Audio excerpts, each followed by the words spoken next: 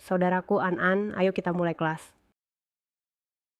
Halo semuanya, saya adalah wakil insinyur utama dari Direktorat Jenderal Perhubungan.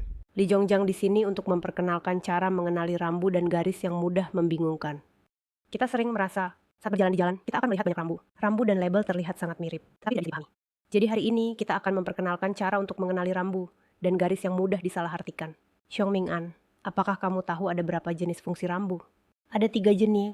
Hebat, kamu benar. Kita tahu fungsi rambu dan label sebenarnya terbagi menjadi 3 jenis. Jenis pertama adalah kategori orientasi, yang kedua adalah kategori peringatan, dan yang ketiga adalah kategori petunjuk.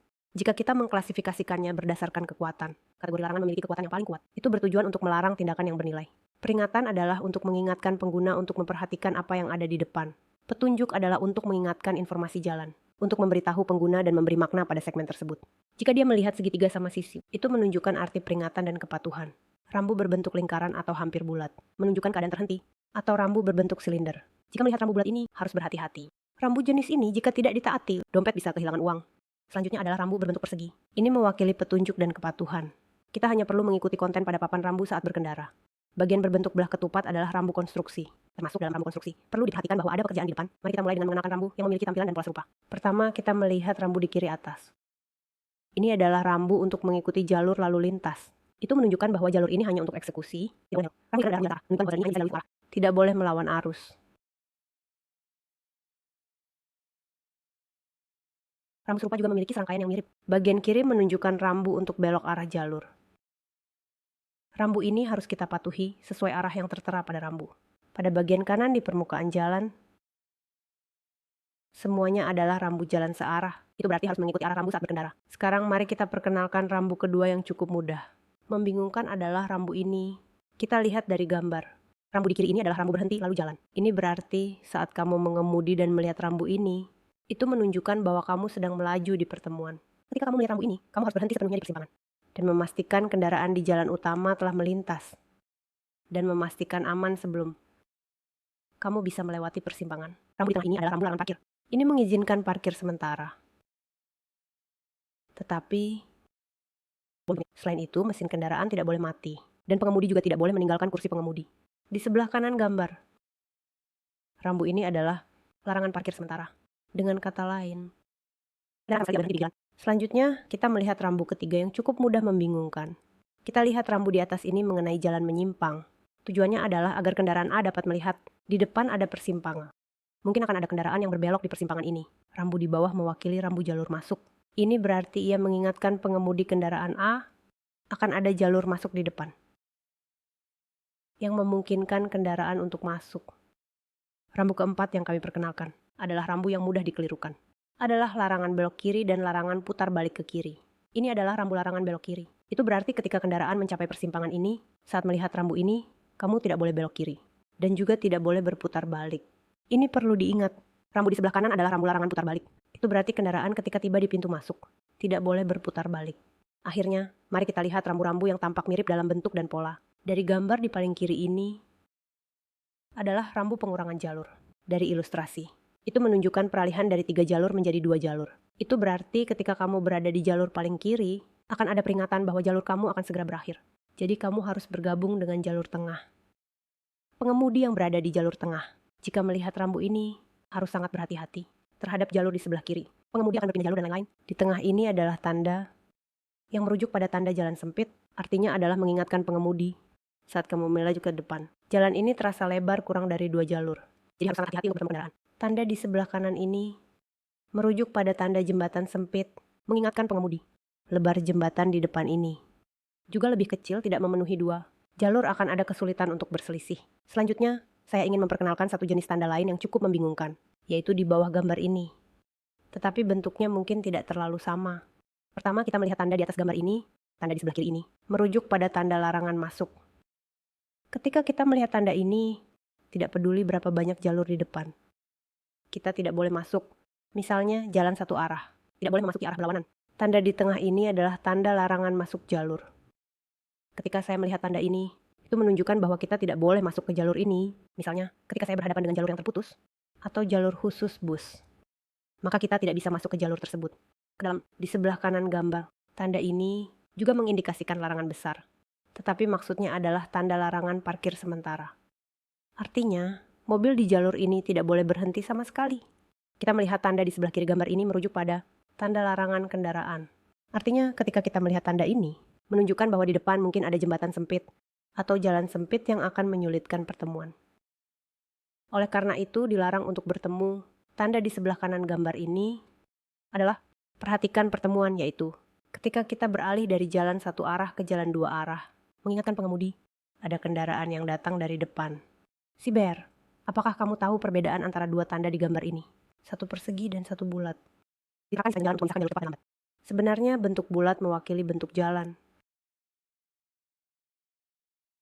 Persegi mewakili bentuk jalur. Ini ada perbedaan yang jelas ya. Dari gambar kedua tanda ini, tanda bulat di sebelah kiri ini merujuk pada jalan ini. Tidak peduli berapa banyak jalur, semua hanya bisa lurus. Tanda persegi di sebelah kanan ini menyatakan bahwa jalur di tengah ini hanya bisa lurus. Tetapi jalur di sebelah kiri hanya bisa belok kiri. Sama halnya di gambar ini, tanda belok kanan bulat di sebelah kiri ini merujuk pada jalan ini. Tidak peduli jalur manapun, semuanya hanya bisa belok kanan. Sedangkan tanda belok kanan persegi di sebelah kanan ini menunjukkan bahwa jalur di sebelah kanan ini hanya bisa belok kanan. Jalur dalam hanya bisa lurus. Selanjutnya, kita akan memperkenalkan tanda jalan khusus.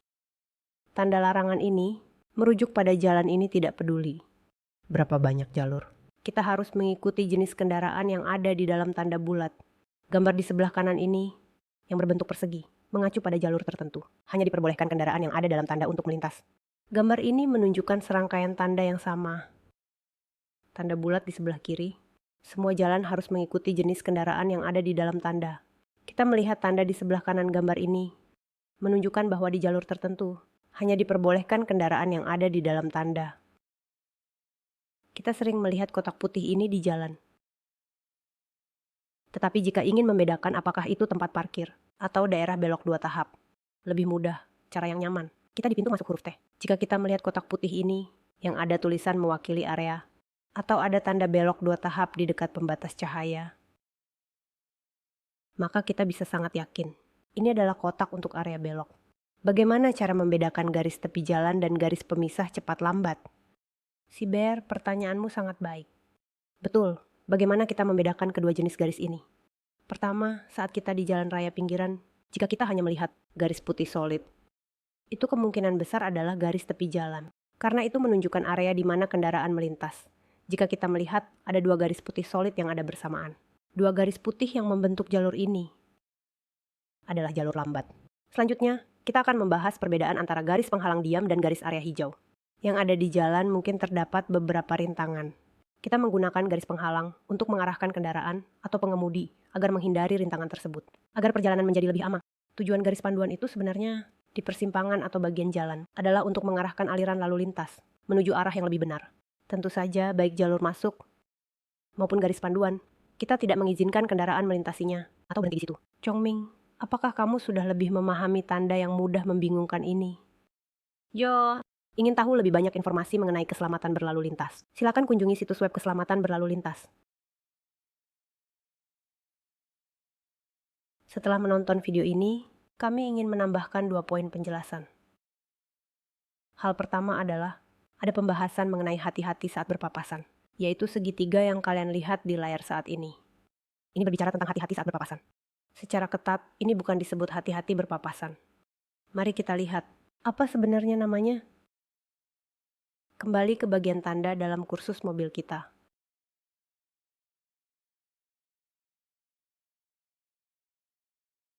Gulir ke bawah hingga kamu melihat. Tidak ada ini di dalam bank soal kita. Bagian tanda disebut sebagai jalan dua arah, tidak disebut sebagai hati-hati berpapasan. Jadi perlu diperhatikan saat ujian. Mengapa ada jalan dua arah ini? Mari kita lihat gambar ini. Sudah terlihat. Ini menunjukkan bahwa bagian depan jalan adalah jalan dua arah. Baik, garis putus-putus kuning di tengah adalah garis pembatas. Jadi ada dua arah, jalan dua arah. Di sisi lainnya ada jalan satu arah. Sudah terlihat jalan satu arah? Dilarang bagi kendaraan memasuki. Dan di permukaannya ada garis apa? Garis putus-putus putih ini adalah untuk satu arah. Jadi di satu sisi adalah jalan dua arah, sementara di sisi lainnya adalah jalan satu arah. Selanjutnya, mari kita lihat. Yang agak spesial adalah yang ini. Ini juga memiliki jalan dua arah. Sudah terlihat ini juga ada. Jalan dua arah adalah ujung jalan ini. Ini jalan dua arah di sisi lain. Mari kita lihat sisi lainnya. Di sisi lainnya juga sama. Di permukaannya juga ada. Jalur dua arah, yaitu garis batas pembatas. Garis kategori pembagian, ini juga bisa disebut jalur menunggu pengendara dua arah. Namun perbedaannya adalah dia hanya melarang kendaraan mobil masuk saja. Sepeda motor dan sepeda bisa masuk. Dan di atasnya juga ada tanda larangan. Dilarang bagi kendaraan dengan 3 roda atau lebih untuk masuk. Jadi itu berarti bukan sepenuhnya melarang. Jika melarang sepenuhnya, sepeda motor dengan rem tidak dapat masuk. Di pusat kota Chiayi, semua jalan satu arah sama. Dilarang bagi mobil untuk masuk. Namun sepeda motor dan sepeda bisa masuk. Ini adalah poin yang cukup spesial. Hari ini kita akan membahas tentang peraturan manajemen lalu lintas jalan. Dokumen ini adalah materi pelajaran untuk sepeda motor berat biasa. Sumber materi ini berasal dari Kementerian Transportasi, data yang disediakan oleh Biro Jalan. Beberapa konten telah ditambahkan berita online. Mari kita lihat apa saja isi dari bahan tersebut. Topik yang dibahas adalah tentang sebelumnya. Yang kedua adalah mengenali tanda lalu lintas. Garis marka dan angka. Ketiga, peraturan lalu lintas yang tidak boleh tidak diketahui. Keempat, di mana hak jalanmu. Yang kelima, 7 konsep dan teknik serta simulasi situasi keenam. Ketujuh, kesimpulan. Kursus kita kira-kira memiliki 2 sesi, yaitu sekitar 100 menit. Konten yang sangat banyak, mungkin dalam 100 menit tidak dapat diselesaikan. Tidak masalah, materi. Kami menyimpan di situs web kami. Baik, lalu tahun lalu kami membahas tentang apa? Mari kita lihat apa yang dibahas tahun lalu. Dia mengatakan, dalam tahun-tahun terakhir, jumlah kendaraan terdaftar di wilayah Taiwan. Sudah terlihat berapa banyak? Ayo kita lihat ke bawah, di sini ada tautan. Mari kita coba akses, apakah boleh? Apakah kalian melihat dari tahun 77 hingga? Ini sudah terlihat sampai bulan Juni tahun 113, yaitu bulan Juni tahun ini, lebih dari 23 juta kendaraan. Dan jumlahnya terus meningkat. Lebih banyak motor, lihat tidak lebih banyak motor. Jadi sangat menakutkan. Para lelaki lihat, jumlah pajak meningkat. Jadi apakah tanah kita di Taiwan juga meningkat? Tentu saja tidak ada tanah sebanyak itu. Motor yang tidak akan berkembang. Motor dan mobil terus bertambah. Hanya 1% pertumbuhan, jadi akan sangat padat. Dan di bawah kepadatan itu akan muncul perasaan gelisah, mari kita tarik sedikit. Statistik tahun ini untuk motor adalah lebih dari 14 juta unit. Artinya, untuk setiap 100 orang, ada 99 unit, hampir 1 orang 1 unit. Mobil adalah 36 unit, jumlah mobil lebih sedikit karena tempat parkir sulit ditemukan. Ini adalah total jumlah kendaraan yang terdaftar di Taiwan saat ini. Namun ini adalah statistik sampai bulan Juni tahun ini. Dan waktu kami merekam video ini adalah bulan Juli.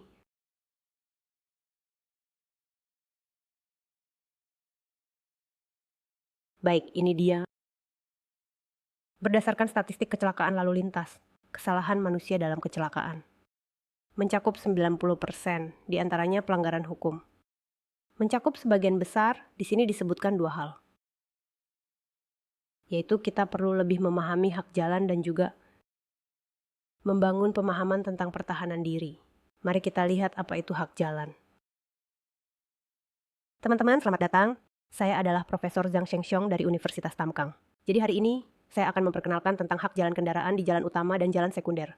Yang disebut kendaraan di jalan utama dan jalan sekunder. Artinya, ketika 2 kendaraan bertemu di persimpangan, jika tidak ada lampu lalu lintas untuk mengatur kita, lalu siapa yang berhak lewat terlebih dahulu? Karena kita baru saja membahas tentang jalan utama dan jalan sekunder, pertama-tama saya ingin menjelaskan apa yang dimaksud dengan jalan sekunder.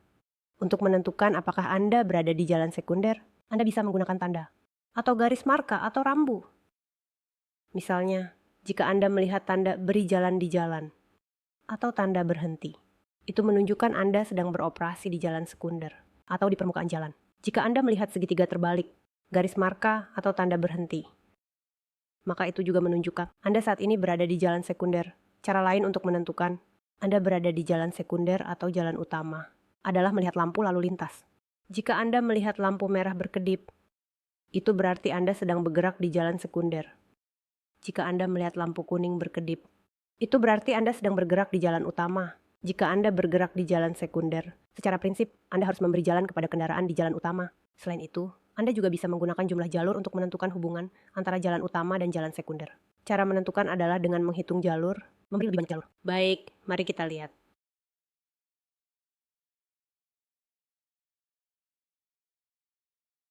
Jika dalam situasi seperti ini, terdapat dua kendaraan yang bergerak lurus. Lalu siapa yang dapat lewat terlebih dahulu? Di sini tidak ada lampu lalu lintas untuk mengatur. Lalu siapa yang dapat lewat terlebih dahulu? Pertama, kita harus menentukan siapa kendaraan A dan kendaraan B. Yang mana yang berada di jalan sekunder. Anda dapat melihat kendaraan A di jalurnya memiliki tanda segitiga terbalik. Jadi itu menunjukkan kendaraan A berada di jalan sekunder. Maka dia harus memberi jalan pada kendaraan B di jalan utama. Saya sudah mengatakan tentang dua kendaraan yang bergerak lurus di jalan utama dan jalan sekunder. Prioritas hak jalan mereka. Sekarang saya ingin menguji Anda. Dalam situasi sekarang, kendaraan A dan kendaraan B, siapa yang dapat lewat terlebih dahulu? Jika Anda melihat lampu merah berkedip, itu berarti Anda sedang bergerak di jalan sekunder. Jika Anda melihat lampu kuning berkedip, itu berarti Anda sedang bergerak di jalan utama. Saya ingin melihat. Selanjutnya, saya akan menguji Anda dengan pertanyaan ini.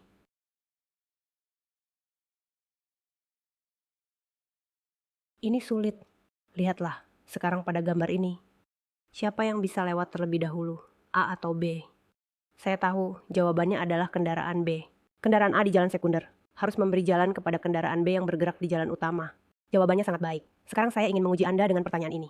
Lihatlah bagaimana. Di persimpangan ini ada kendaraan yang berbelok dan kendaraan yang bergerak lurus. Kendaraan A dan kendaraan B. Siapa yang bisa melewati? Bisakah Anda memberitahu saya? Harus memilih mobil A dan mengerti mobil B yang ada. Harus memberi jalan kepada mobil A yang melaju di jalur utama. Jadi, seperti yang telah dibicarakan sebelumnya, kami akan menekankan sekali lagi. Jika mobil yang berada di jalur utama dan mobil yang dibuat sampai di sebuah persimpangan pada saat bersamaan, maka mobil yang dibuat harus memberi jalan kepada mobil di jalur utama. Tidak peduli apakah mobil jalur utama itu lurus atau berbelok. Hal ini pasti tidak boleh dilupakan. Baik, mari kita lihat gambar ini. Pada gambar ini, kedua mobil tiba di persimpangan. Dan keduanya adalah mobil yang berbelok. Meskipun demikian, kita tetap harus menilai lebih awal. Siapa yang melaju di jalur utama? Siapa yang melaju di jalan sekunder? Jadi dari gambar ini, mobil V apa itu? Lampu merah berkedip. Dan mobil A adalah lampu kuning berkedip. Jadi kita tahu, mobil B melaju di jalan sekunder. Mobil A melaju di jalur utama. Jadi mobil V yang dibuat harus membiarkan mobil hitam terlebih dahulu. Nah, coba katakan padaku. Dari gambar ini, apakah mobil A atau B yang boleh pergi lebih dulu? Guru, saya tahu. Saya tahu. Sangat mudah harus memilih mobil A. Memahami mobil B yang ada. Harus memberi jalan kepada mobil A yang melaju di jalur utama. Hei, jawabannya benar. Sepenuhnya benar. Kedua mobil adalah mobil yang berbelok. Tapi, mobil V, rute perjalanannya ada tanda berhenti. Menunjukkan mobil V berjalan di jalan sekunder. Jadi, harus memberikan jalan kepada mobil A di jalur utama. Baik, terakhir saya ingin memperkenalkan kepada kalian jika kedua mobil seperti gambar ini bergerak di jalur berlawanan. Siapa yang bisa melaju lebih dulu? Apakah mobil A atau Anda? Karena keduanya bergerak di jalur yang berlawanan pada saat yang sama. Jadi baik di jalur sekunder atau di jalur utama, mereka memiliki situasi yang sama. Pada saat itu, saya kembali ke situasi mobil yang sangat familiar untuk semua, harus memberi jalan kepada mobil yang mengarah lurus. Mobil A adalah mobil yang berbelok. Mobil V adalah mobil yang lurus. Jadi kita harus memberi jalan kepada mobil V yang lurus, agar mobil A bisa melanjutkan perjalanan. Sekarang lihat gambar ini. Gambar ini, kedua mobil bergerak di jalan sekunder. Satu mobil adalah mobil lurus dan satu lagi adalah mobil belok. Karena keduanya pada saat yang sama hanya ada di jalan sekunder, maka penilaian prioritas kedua mobil di jalur utama adalah sama. Selanjutnya, kita akan menilai mobil belok harus memberi jalan kepada mobil lurus. Jadi mobil A yang berbelok harus memberi jalan kepada mobil B yang lurus. Peringatan dari Xiong Pingan sekali lagi. Jika saat memasuki persimpangan melihat tanda berikut, marka dan sinyal. Menunjukkan melaju di jalur. Jika kedua mobil berada di jalur utama dan jalur sekunder. Tidak peduli arah melaju kedua mobil. Mobil jalur sekunder harus memberi jalan kepada mobil jalur utama. Jika kedua mobil adalah mobil di jalur utama atau jalan sekunder, saat itu mobil berbelok harus memberi jalan kepada mobil yang lurus. Untuk informasi lebih lanjut, silakan kunjungi situs web Keselamatan Lalu Lintas 198. Setelah menonton video rekaman,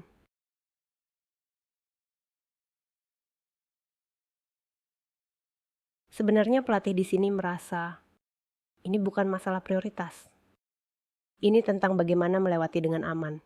Ingatlah bahwa ketika melewati persimpangan, Anda tidak perlu memikirkan siapa yang memiliki prioritas. Anda hanya perlu memikirkan bagaimana melintas dengan aman. Itulah inti dari masalahnya. Ini adalah pengingat dari instruktur di sini. Membangun kesadaran tentang keselamatan berkendara. Kesimpulan pelatih adalah, kalian semua saat berkendara di luar juga sama. Anda harus mematuhi 2 prinsip. Prinsip pertama adalah mencari cara untuk tidak menabrak orang.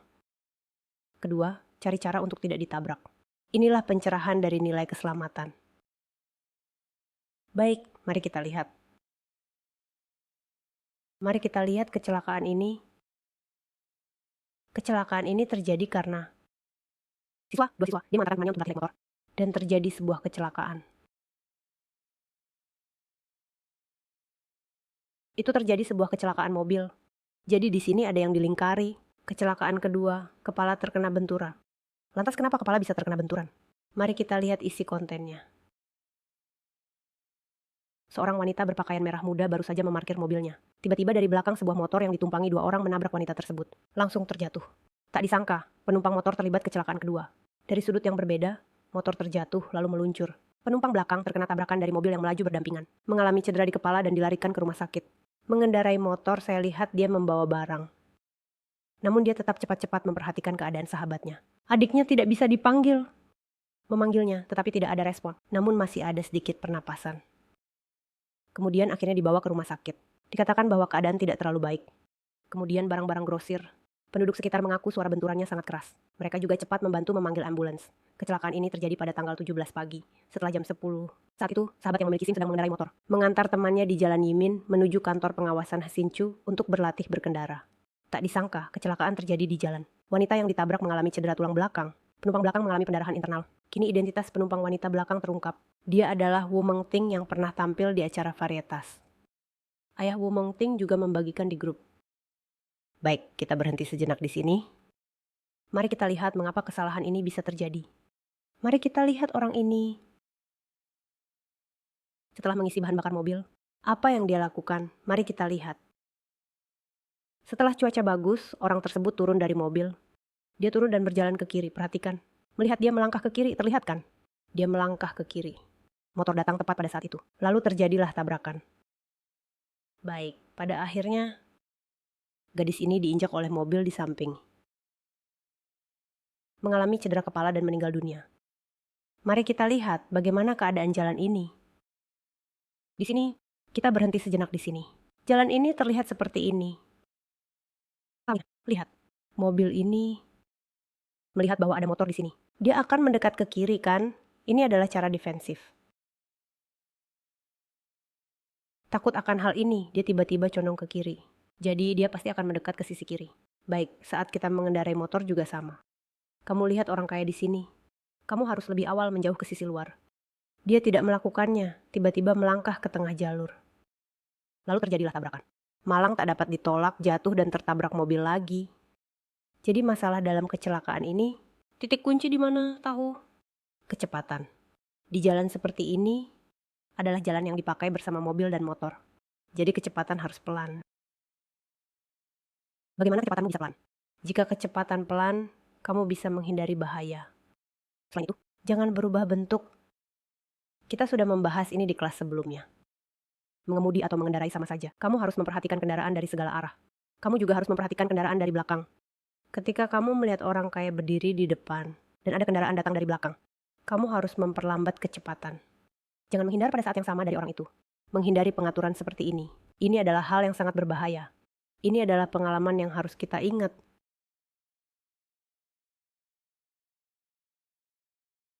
Baik, selanjutnya mari kita lihat tandanya, garis dan nomor. Karena di daratan kita ada banyak tanda, juga label yang mengingatkan kita, mengatakan pada kita apa yang harus kita perhatikan. Tanda lalu lintas dengan simbol dan gambar yang ditentukan. Teks yang sederhana dan jelas. Digambar pada papan tanda dengan bentuk tertentu. Dipasang pada objek penyangga yang tetap atau bisa dipindah. ditempatkan di lokasi yang tepat. Digunakan untuk memberitahu dan mengatur kondisi jalan di depan. Menginformasikan kepada pengemudi kendaraan dan pejalan kaki untuk memperhatikan dan mematuhi fasilitas pengaturan lalu lintas. Klasifikasi tanda dibagi menjadi tanda peringatan, juga tanda larangan, taat pada tanda larangan, pembatas, dan petunjuk. Terakhir, ada juga tanda tambahan. Mari kita lihat tanda peringatan kita dulu. Tanda peringatan umumnya berbentuk segitiga merah, menginformasikan kepada pengemudi kendaraan dan pejalan kaki tentang kondisi khusus di jalan. Tingkatkan kewaspadaan dan siapkan langkah-langkah antisipatif. Tanda larangan mencakup ketentuan khusus mengenai kepatuhan dan pembatasan. Sama halnya memberitahu kita, pengemudi kendaraan dan pejalan kaki harus mematuhi dengan ketat. Tanda petunjuk digunakan untuk menunjukkan arah jalan. Rute, perjalanan, nama tempat, dan informasi publik lainnya. Untuk kenyamanan berkendara, pengemudi, juga untuk memudahkan pengenalan bagi pejalan kaki. Keempat, tanda tambahan. Selain ketiga jenis tanda sebelumnya, digunakan untuk memudahkan berkendara dan meningkatkan keselamatan berkendara. Tanda atau papan. Tanda ini biasanya bersifat sementara, karena digunakan untuk konstruksi jalan. Selanjutnya, garis lalu lintas. Tidak digunakan untuk mengatur lalu lintas terlebih dahulu. Menunjukkan tanda peringatan, larangan, dan petunjuk. Dengan garis dan bentuk yang ditetapkan. Tanda atau perangkat panduan lainnya yang dilukis pada permukaan jalan, atau fasilitas lainnya. Digunakan untuk mengatur lalu lintas jalan, pengemudi kendaraan dan pejalan kaki. Fasilitas lalu lintas untuk berjalan atau berhenti. Dalam hal penampilan, ada warna merah, kuning, dan putih. Warna merah berarti larangan yang mutlak. Menunjukkan larangan di jalan, kepatuhan, larangan, dan ketentuan khusus lainnya. Menginformasikan kepada pengemudi kendaraan dan pejalan kaki bahwa mereka harus mematuhi dengan ketat. Umumnya, larangan untuk berhenti sementara. Sementara bagian kuning sebagai peringatan. Dan juga pembatasan. Menginformasikan kepada pengemudi mobil dan pejalan kaki untuk memahami situasi khusus di jalan, untuk meningkatkan kewaspadaan dan bersiap-siap untuk langkah-langkah perubahan yang halus. Misalnya, sementara bagian putih adalah untuk kepatuhan. Panduan dan petunjuk. Menunjukkan jalur kendaraan dan arah berkendara. Juga garis tepi jalan dan jalur belok kiri, jalur penyeberangan pejalan kaki. Untuk memberitahu pengemudi dan pejalan kaki tentang arah perjalanan. Juga rute, seperti garis jalur kendaraan. Bentuk garis terdapat.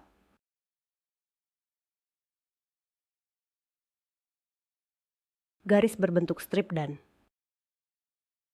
bentuk tanda dan bentuk grafis lainnya. Papan reflektif dan tanda bahaya. Mari kita lihat di sini. Garis putus-putus putih dan garis putus-putus kuning. Serta garis putih dan garis kuning. Menandakan bahwa itu adalah peringatan. Tanda pelan. Tentu saja jika tidak ada cepat pasti yang ada hanya lambat. Bentuk gambar menyimbolkan bentuk sepeda motor. Tanda bahaya, mari kita lihat tanda reflektif. Warna kuning menunjukkan arah yang benar. Jika warnanya merah. Seperti pipi ini yang berwarna merah, itu menandakan bahwa kamu berkendara melawan arus. Garis putus-putus putih yang dibahas di sini adalah yang terpasang pada bagian jalan. Digunakan untuk memisahkan jalur yang searah atau sebagai garis pengenalan jarak aman berkendara. Apa itu jarak aman berkendara? Garis yang saya gambar ini adalah 4 meter. Tidak terlihat, jarak ini adalah 6 meter. Jadi totalnya adalah 10 meter. Ini juga berfungsi sebagai garis pengenalan jarak aman berkendara mengenai area masuk. Menuntun kendaraan untuk melanjutkan perjalanan. Garis arah berkendara. Disebut garis pemisah arah kendaraan, yang berarti memisahkan arah berkendara. Arah yang terpisah. Diterapkan di sepanjang jalan untuk memisahkan jalur kendaraan. Dua arah. Garis putih juga disebut jalur kendaraan cepat dan lambat. Garis pemisah. Atau garis tepi jalan. Hey. Atau hanya untuk batas permukaan jalan. Diterapkan di area masuk sebagai garis berhenti yang dibangun di sisi jalan untuk garis tempat parkir kendaraan. Dan di sisi dua arah pemisah jalur searah untuk memisahkan arus kendaraan searah. Mari kita lihat gambar ini. Lebar garis pemisah jalur cepat lambat adalah 40 cm, sedangkan lebar garis tepi jalan adalah 15 cm. Jadi lebarnya berbeda. Di sini saya ingin mengingatkan Anda, masih ada perbedaan jika kita berkendara sepeda motor. Tidak boleh berkendara di luar garis tepi jalan. Tidak boleh berkendara di luar garis tepi jalan. Jalur Huangshi juga dikenal sebagai jalur dilarang parkir. Ditetapkan di tepi jalan. Digunakan untuk melarang parkir. Ditetapkan di pulau pembatas tengah. Digunakan untuk memisahkan arus lalu lintas yang berlawanan. Jalur kekaisaran dapat digunakan untuk parkir sementara. Kendaraan dapat menaikkan dan menurunkan penumpang.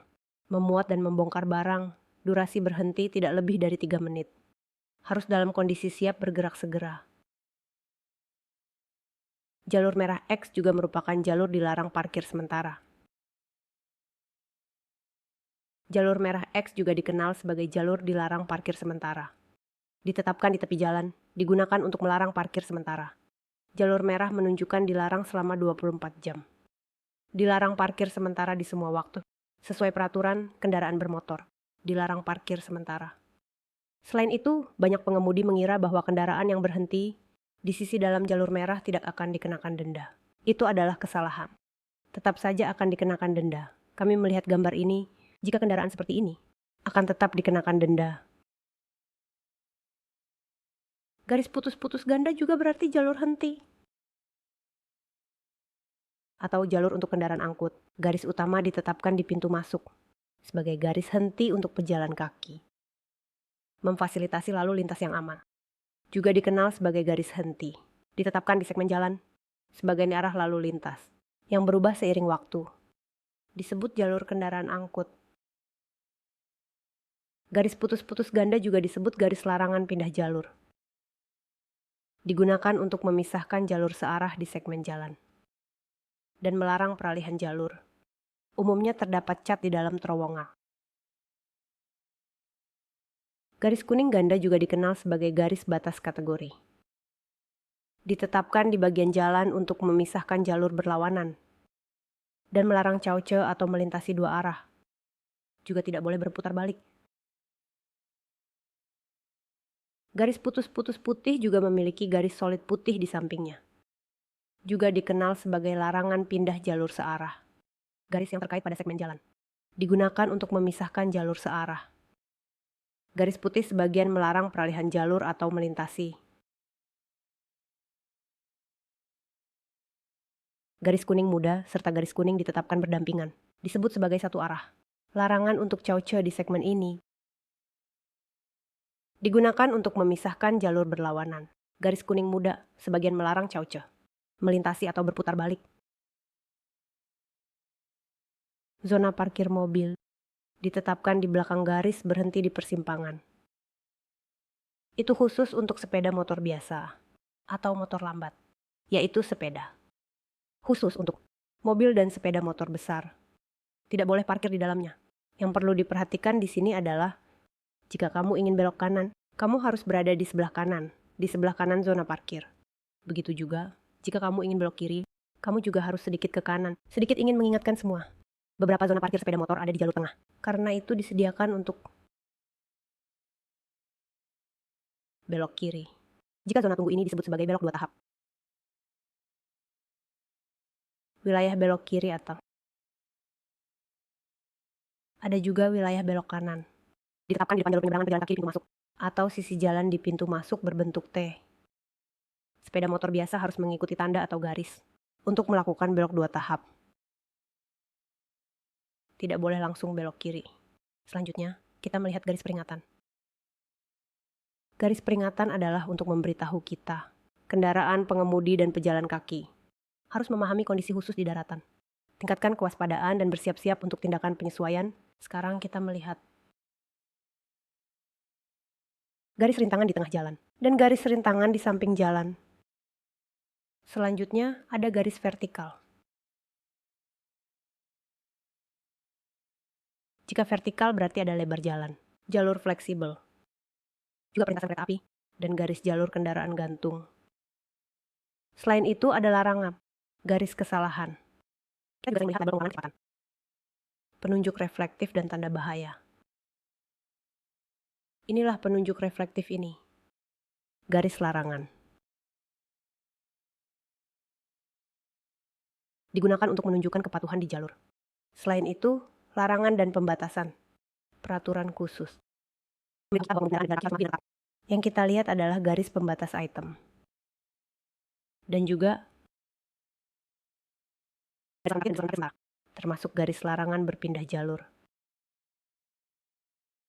Garis larangan berpindah jalur satu sisi. Garis larangan berpindah jalur dua sisi. Inilah garis penanda statis. Garis penanda statis juga termasuk vertikal. Dan ada juga yang bersifat pendukung yang kira-kira adalah area statis satu arah, jalur Choulin. Dan juga garis larangan tanda. Serta garis memberi jalan. Dan garis net. Garis jaring berarti di dalam area ini dilarang parkir sementara. Terima kasih dan juga jalur prioritas sepeda motor. Ini juga sering kita lihat di daratan. Bagian garis larangan juga ada jalur khusus untuk jenis kendaraan. Jalur khusus untuk sepeda. Serta jalur khusus untuk sepeda motor. Dan juga jalur khusus untuk bus. Jalur khusus yang hanya untuk bus yang beroperasi. Selanjutnya ada garis area parkir sepeda motor. Inilah kotak persegi ini. Adapun garis larangan yang garis berhenti horizontal. Garis berhenti ini, garis penunjuk digunakan untuk menunjukkan jalur. Arah berkendara. Tepian jalan, area pergantian sebelah kiri. Jalur penyeberangan pejalan kaki dalam. Untuk memberitahu pengemudi kendaraan dan pejalan kaki tentang arah dan rute. Saat ini yang kita lihat adalah seluruh kalimat jalur penyeberangan pejalan kaki dan jalur zebra. Jalur penyeberangan pejalan kaki seluruh kalimat ditempatkan di persimpangan. Jalur zebra diletakkan di tengah jalan.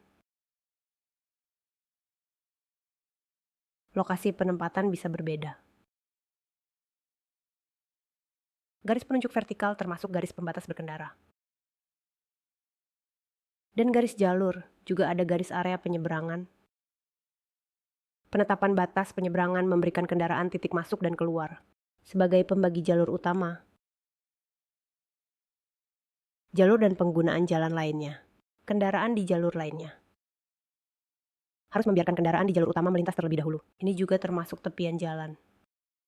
Dan di sini juga dibahas. Digunakan untuk menunjukkan jarak jalan. Memasukkan garis batas sisi luar. Lebar garis adalah 15 cm. Selanjutnya, garis penunjuk vertikal termasuk. Nah, garis diagonal pejalan kaki melewati garis penutup. Pembedaan itu bersifat sementara dan juga bersifat harian. Selanjutnya, garis petunjuk digunakan untuk menunjukkan arah kendaraan. Dengan panah putih, digambar di atas lajur jalan. Bantuan yang ada hanyalah garis petunjuk yang memiliki garis parkir kendaraan dan tempat parkir khusus untuk penyandang disabilitas.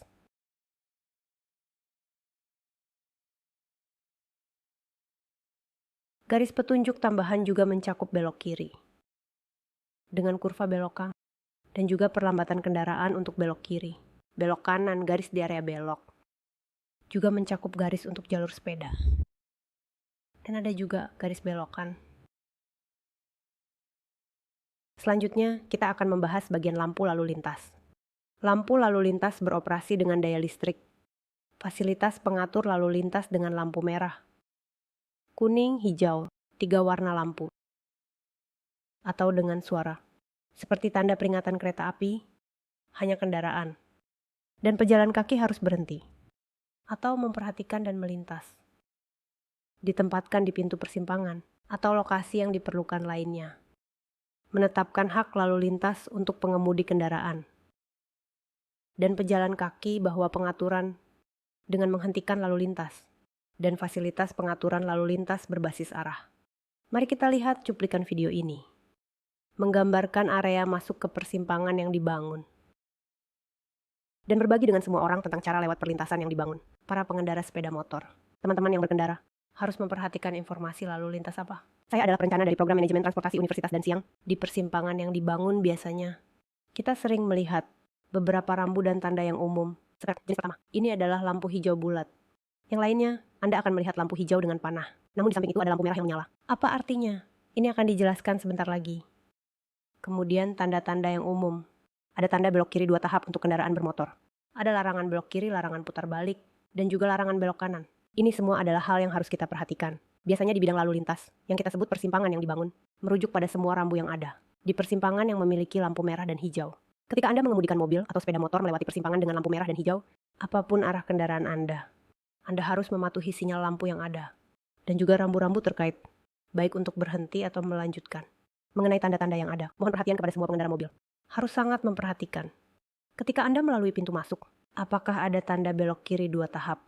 Ketika Anda melihat tanda ini, harus mengikuti peraturannya. Tidak bisa langsung belok kiri. Jika saat itu lampu hijau menyala, dan ada kendaraan yang ingin belok, dan ada juga kendaraan yang ingin terus maju. Lalu siapa yang memiliki hak jalan?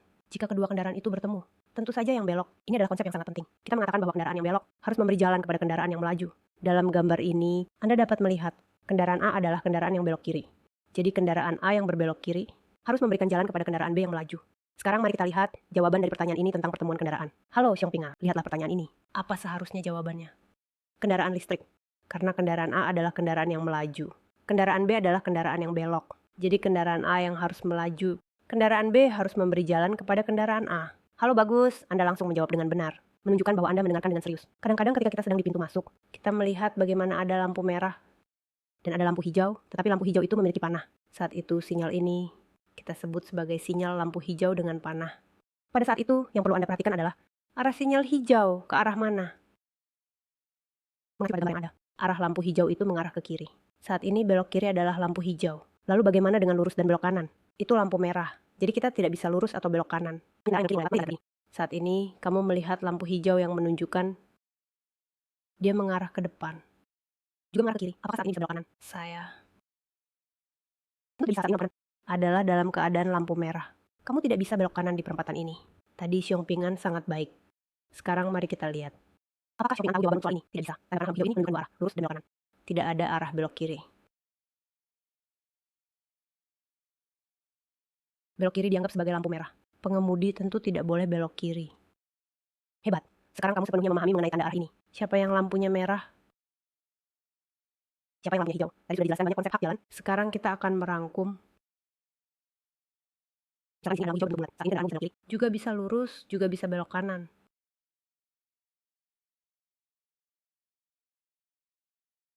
Jika kita melihat tanda belok kiri 2 tahap di Cayman, saya seharusnya melaksanakan belok kiri 2 tahap. Jika kita melihat tanda larangan belok kiri, larangan belok kanan dan larangan putar balik, kamu akan tahu saat kita belok, beberapa arah dilarang. Selain itu, kita harus menghormati hak jalan. Jika di lampu hijau saat kendaraan lurus dan belok memiliki hak jalan, kita harus mematuhi aturan belok yang mengharuskan kendaraan belok memberi jalan pada kendaraan yang lurus. Kita tadi sudah melihat banyak tanda panah. Panah yang mengarah ke lampu hijau, hanya arah panah yang lampunya hijau. Arah lainnya adalah lampu merah. Kamu tidak boleh melaluinya. Konsep keselamatan lalu lintas di atas sangat penting. Selanjutnya, mari kita minta Xiongpingan untuk memberikan beberapa soal dan lihat apakah semua orang telah belajar tentang hak jalan. Mari kita pikirkan.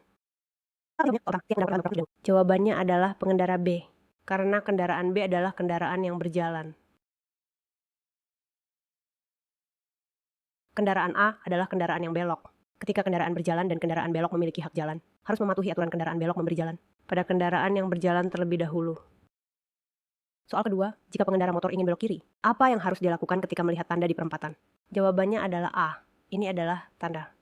Belok kiri 2 tahap untuk kendaraan berat. Termasuk motor dan sepeda. Semua harus mematuhi aturan belok kiri 2 tahap. Tidak boleh belok kiri langsung. Soal ketiga, soal pilihan ganda. Pengemudi melihat tanda ini. Dia bisa memilih jalan mana?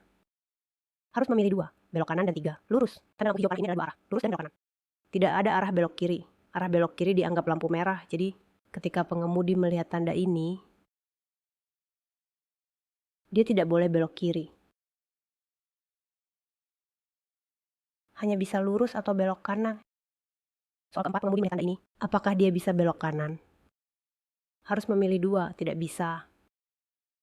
Panah lampu hijau dari tanda ini adalah untuk belok kiri. Jadi jika pengemudi kendaraan roda 4 atau 2 ingin belok kanan dan melihat tanda lampu hijau panah kiri ini, itu berarti dia tidak boleh belok kanan. Soal kelima, pengemudi melihat gambar tanda dan simbol di bawah ini. Apakah dia bisa belok kiri? Harus memilih dua, tidak bisa. Meskipun ini adalah sinyal lampu hijau bulat, tetapi ada tanda larangan belok kiri di samping. Dia tidak boleh belok kiri, hanya bisa lurus atau belok kanan. Lebih banyak pengetahuan tentang keselamatan lalu lintas. Silakan kunjungi situs web 198 Keselamatan Lalu Lintas. Compingan, bye-bye. Dalam video ini dibahas tentang lampu lalu lintas. Karena ada banyak titik konflik saat melewati perempatan. Baik kamu ingin lurus, belok kiri, atau belok kanan, ada beberapa titik konflik di sana. Satu-satunya cara adalah memperlambat kecepatan. Dan juga dibahas tentang belok kiri. Belok kiri untuk kendaraan berat harus dilakukan dengan cara 2 tahap. Sinyal pengendalian lalu lintas adalah yang dikenal sebagai lampu lalu lintas. Video sebelumnya juga membahas banyak hal. Kami tidak akan mengulangi penjelasan ini. Tanda pengendalian pejalan kaki adalah sesuai dengan lampu lalu lintas. Dalam menggunakan tanda pejalan kaki berdiri, nomor pengendalian pejalan kaki disesuaikan dengan lampu lalu lintas saat menggunakan pejalan kaki yang berdiri dan pejalan kaki yang statis dan dinamis sedang berjalan. Pola berbentuk kotak dengan 2 warna merah dan hijau. Mengatur pejalan kaki untuk melintasi jalan. Apakah berhenti atau lewat? Itu ada di jalur persimpangan atau di tengah jalan. Mari kita lihat beberapa hari yang lalu.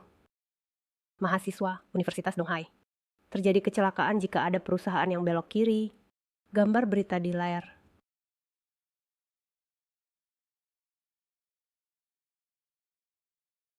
Kemarin hujan lebat di seluruh Taiwan tapi visibilitas buruk. Akibatnya tragedi terjadi di taman terkenal di Taichung. Di persimpangan depan lihat, petugas pemadam kebakaran saat itu berusaha menarik orang keluar karena terjadi kecelakaan fatal. Sekitar pukul 9 malam. Sekitar tanggal 9 malam, 2 mahasiswi Universitas Donghai berjalan di zebra cross pada lampu hijau. Tiba-tiba ditabrak bus yang ada di gambar ini. Hingga salah satu mahasiswi berusia 20 tahun. Seluruh tubuhnya terseret di bawah mobil. Dilarikan ke rumah sakit tak tertolong. Pengemudinya berusia 65 tahun. Telah menjadi sopir selama 15 tahun terakhir. Jika dikatakan untuk melihat apakah ada catatan buruk, sebenarnya setelah diselidiki, keadaannya baik-baik saja. Pada usia 65 tahun ini, dia mungkin sudah mulai merencanakan pensiun. Dia menyatakan saat itu gelap, mahasiswa mengenakan pakaian gelap. Dia tidak melihatnya dan langsung menabrak. Kecelakaan parah terjadi di depan taman terkenal di Taichung. 2 mahasiswi Universitas Donghai ditabrak bus. Salah satu dari mereka terseret di bawah kendaraan. Saat petugas pemadam kebakaran menolong, tidak ada tanda-tanda kehidupan. Saat mengecek kejadian, bus berbelok kiri pada lampu hijau di persimpangan. Pada saat itu, mahasiswi bernama Lin yang berusia 20 tahun, saudara dengan 20 tahun, dan mahasiswi bernama Wang yang berusia 21 tahun, sedang menyeberang jalan. Pengemudi yang bermasalah mengatakan kepada polisi, kondisi gelap dan 2 mahasiswi berpakaian gelap, sehingga terjadilah tabrakan. Mahasiswi yang malang terseret ke bawah kendaraan dan mengalami cedera parah. Dilarikan ke rumah sakit tak tertolong. Ketika saya pulang, saya harus memakai pakaian hitam lagi, kali ini lagi-lagi berbalut hitam. Terlihat, kebetulan ada 2 orang berpakaian hitam yang siap. Saat pengemudi tidak berhati-hati menabrak orang, masih ada penumpang di dalam mobil. Dia berkata merasakan roda menyentuh sesuatu. Segera menghentikan mobil, tetapi mahasiswi yang malang sudah terlindas. Seharusnya kita lebih mengutamakan bagian menunggu. Pada sudut belokan itu, mungkin dia juga tidak memperhatikan pejalan kaki yang melintas. Persimpangan tempat kecelakaan adalah jalan satu arah. Ketika bus berbelok, langsung ada garis penyeberangan. Perusahaan transportasi berpendapat, pengemudi yang terlibat kecelakaan diduga tidak mematuhi aturan. Saat berbelok melewati garis penyeberangan, harus berhenti dan menunggu. Namun dia langsung melewati. Pengemudi yang bermasalah telah melayani di perusahaan selama 15 tahun. Laporan berita dari Huasheng News.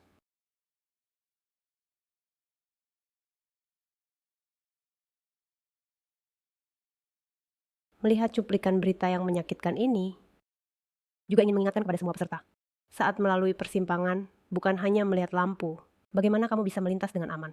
Itulah poinnya. Penandaan lalu lintas khusus juga sama. Aturan pengendalian jalur.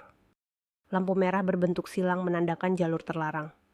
Lampu hijau yang tegak mengarah ke bawah, menunjukkan kendaraan diperbolehkan masuk jalur sesuai dengan panah yang ditunjuk. Lampu kuning berkedip khusus menunjukkan saat kendaraan akan melintas, harus mengurangi kecepatan, memastikan tidak ada kendaraan dari kiri atau kanan sebelum melintas. Sedangkan jika lampu merah berkedip khusus, itu menandakan berada di jalur utama. Kendaraan harus berhenti di garis pemberhentian dan memastikan tidak ada kendaraan lain sebelum memulai kembali. Banyak persimpangan tidak memiliki lampu-lampu tersebut. Tetap sama, mengurangi kecepatan dan melihat ke kiri dan kanan, baru melintas. Penilaian terhadap aturan. Saat lampu berkedip dan sirene berbunyi bersamaan. Menandakan pejalan kaki dan kendaraan harus dilarang memasuki jalur kereta. Harus berhenti di depan garis pemberhentian. Jika berada di jalur kereta, harus segera meninggalkan. Jika memindahkan nomor jalur penyeberangan, kita jarang melihat di daratan. Itu menandakan ada zebra cross di depan. Jalur pejalan kaki. Kendaraan harus melambat dan berhati-hati. Jika ada pejalan kaki yang menyeberang, harus berhenti dan memberikan prioritas kepada pejalan kaki. Selanjutnya, kita akan membicarakan peraturan lalu lintas yang perlu diketahui. Pertama, mari kita lihat apa itu penegakan hukum berbasis teknologi. Lingkungan lalu lintas di Taiwan sering dianggap sebagai neraka bagi pejalan kaki. Saat ini, di seluruh Taiwan, terdapat 255 lokasi yang telah menerapkan penegakan hukum berbasis teknologi. Hanya dari bulan Januari hingga akhir Mei tahun ini, sudah mencabut lebih dari 810.000 kasus. Sementara Taiwan dan Amerika telah mengoperasikan 34 titik pengawasan teknologi. Pelanggaran lalu lintas mengalami penurunan yang signifikan. Tanpa menghiraukan pejalan kaki yang sedang menyeberang jalan, taksi yang baru berbelok langsung melaju ke depan begitu saja. Segera terekam oleh kamera pengawas di persimpangan. Begitu juga dengan mobil kecil ini yang juga tidak berhenti, sehingga pejalan kaki terekam dengan jelas oleh kamera. Ini adalah sudut barat laut di Jalan Civic dan Jalan Dunhua Selatan di Taipei. Pemerintah kota memasang kamera di lampu jalan untuk melakukan penegakan hukum dengan teknologi. Saya rasa ini akan lebih aman sedikit. Mungkin orang-orang akan lebih waspada. Perencanaan jalan di seluruh kota itu agak kacau dan mengakibatkan sepeda motor, orang, dan mobil biasa sama-sama berjuang untuk hak jalan. Jadi, kadang-kadang terjadi keadaan seperti ini. Lingkungan jalan di Taiwan sering dikritik sebagai neraka bagi pejalan kaki. Saat ini, ada 295 titik yang menerapkan penegakan hukum dengan teknologi di seluruh negeri. Hanya dari bulan Januari hingga akhir Mei, total sudah mencabut lebih dari 810.000 kasus. Di antara mereka, Taipei telah memasang 34 titik penegakan hukum dengan teknologi, termasuk kecepatan rata-rata di lokasi, jalan layang multifungsi, persimpangan multifungsi dan parkir yang melanggar. Setelah terus dioperasikan, pelanggaran lalu lintas juga menurun tajam sebesar 9,95%. Melalui AI dan penegakan hukum teknologi, seluruh proses penghitungan bukti komputer. Setelah dilakukan pemilihan awal, kita masih memerlukan polisi untuk melakukan verifikasi, penyaringan. Kepolisian Kota Taipei merencanakan, tahun ini akan merencanakan pembangunan 4 titik penegakan hukum dengan teknologi di persimpangan, untuk secara efektif menahan pelanggaran, mengurangi risiko pemeriksaan, dan beban petugas. Selain itu, eksekutif Yuan juga akan melalui pendidikan, penegakan hukum, rekayasa, dan pengawasan dari 4 aspek utama, menggabungkan kekuatan pemerintah pusat dan daerah, agar kecelakaan lalu lintas pejalan kaki dapat berkurang secara signifikan. Berharap dalam 3 hingga 6 bulan ke depan, bisa melihat hasilnya. Setelah melihat video ini, kita memahami apa itu penegakan hukum teknologi. Artinya, jika di persimpangan tidak ada lalu lintas, polisi mengatur lalu lintas ada kamera yang merekam pelanggaran kapan saja. Lalu membuat laporan pelanggaran. Pada tanggal 30 Juni 2023, yaitu tanggal 30 Juni 112 tahun, ada aturan sanksi baru yang mulai berlaku, yang fokus pada perlindungan pejalan kaki, serta pengguna jalan yang rentan. Kendaraan yang melintasi jalur penyeberangan pejalan kaki atau saat berbelok tidak berhenti untuk memberi prioritas pada pejalan kaki, khususnya kendaraan besar, akan dikenakan sanksi yang naik menjadi 6.000 NT. Begitu juga untuk kendaraan kecil yang naik menjadi 6.000 NT. Untuk mobil, dikenakan 1.200 NT. Kendaraan yang tidak berhenti memberi jalan atau pejalan kaki dengan gangguan penglihatan yang menggunakan tongkat prioritas. Untuk kendaraan besar tetap dikenakan 7.200 NT. Kendaraan kecil sebelumnya 4.800 NT, naik menjadi 7.200 NT. Sementara untuk sepeda motor, akan tetap 2.400 NT. Di sini juga dibahas mengenai ketidakpatuhan, memberikan jalan kepada pejalan kaki, yang menyebabkan cedera atau kematian pejalan kaki. Sanksi bagi pelanggar akan diperberat menjadi 2 kali lipat. Dan juga pencabutan SIM. Tidak diperbolehkan mengulangi ujian untuk pelanggaran yang mengakibatkan cedera atau kematian. Denda di atas 7.200 NT dan di bawah 3.000 NT, yang menyebabkan orang terluka, serta penahanan pengemudi. Sampai 1 tahun jika menyebabkan cedera berat atau kematian, mencabut lisensi mengemudi. Kembali ke item ini berkaitan dengan belum menggunakan atau tidak menggantung lisensi. Atau lisensi yang dipinjam untuk kendaraan lain. Atau penggunaan lisensi kendaraan orang lain dan sanksi. Menurut pasal 12 Peraturan Manajemen Lalu Lintas Jalan, denda untuk pemilik mobil di atas 3.600 NT dan di bawah 36.000 NT. Dan dilarang mengemudikan mobil dan segera disita dan dipotret. Pasal 13 Peraturan Sanksi. Merusak atau mengubah lisensi mobil, atau menutupi lisensi yang kotor, atau dengan metode lain yang membuatnya tidak dapat dikenali nomor lisensinya. Sangat didenda antara 2.400 NT dan 4.500 NT. Untuk pelanggaran yang belum memiliki lisensi mengemudi. Mengemudi disebut juga mengemudi tanpa lisensi. Aturannya ada dalam pasal 21 peraturan kami. Denda bagi pengendara mobil di atas 18.000 NT dan di bawah 6.000 NT. Dan langsung dilarang mengemudi. Termasuk juga sepeda motor. Bisa juga dikenakan sanksi yang sama. Ini adalah hal yang sangat penting. Nah, jadi maksudnya jika terjadi sesuatu, perusahaan asuransi tidak akan memberikan ganti rugi. Aturan kombinasi pasal 31. Artinya, pengendara sepeda motor atau penumpang tidak memakai helm sesuai ketentuan. Dikenakan denda sebesar 500 NT dolar. Sekarang mari kita lihat video tentang helm. Mata yang terbuka langsung melihat roda. Karena dia menyelamatkan saya. Helm A di kepala menyelamatkan nyawa. Ini harus disimpan sebagai kenangan.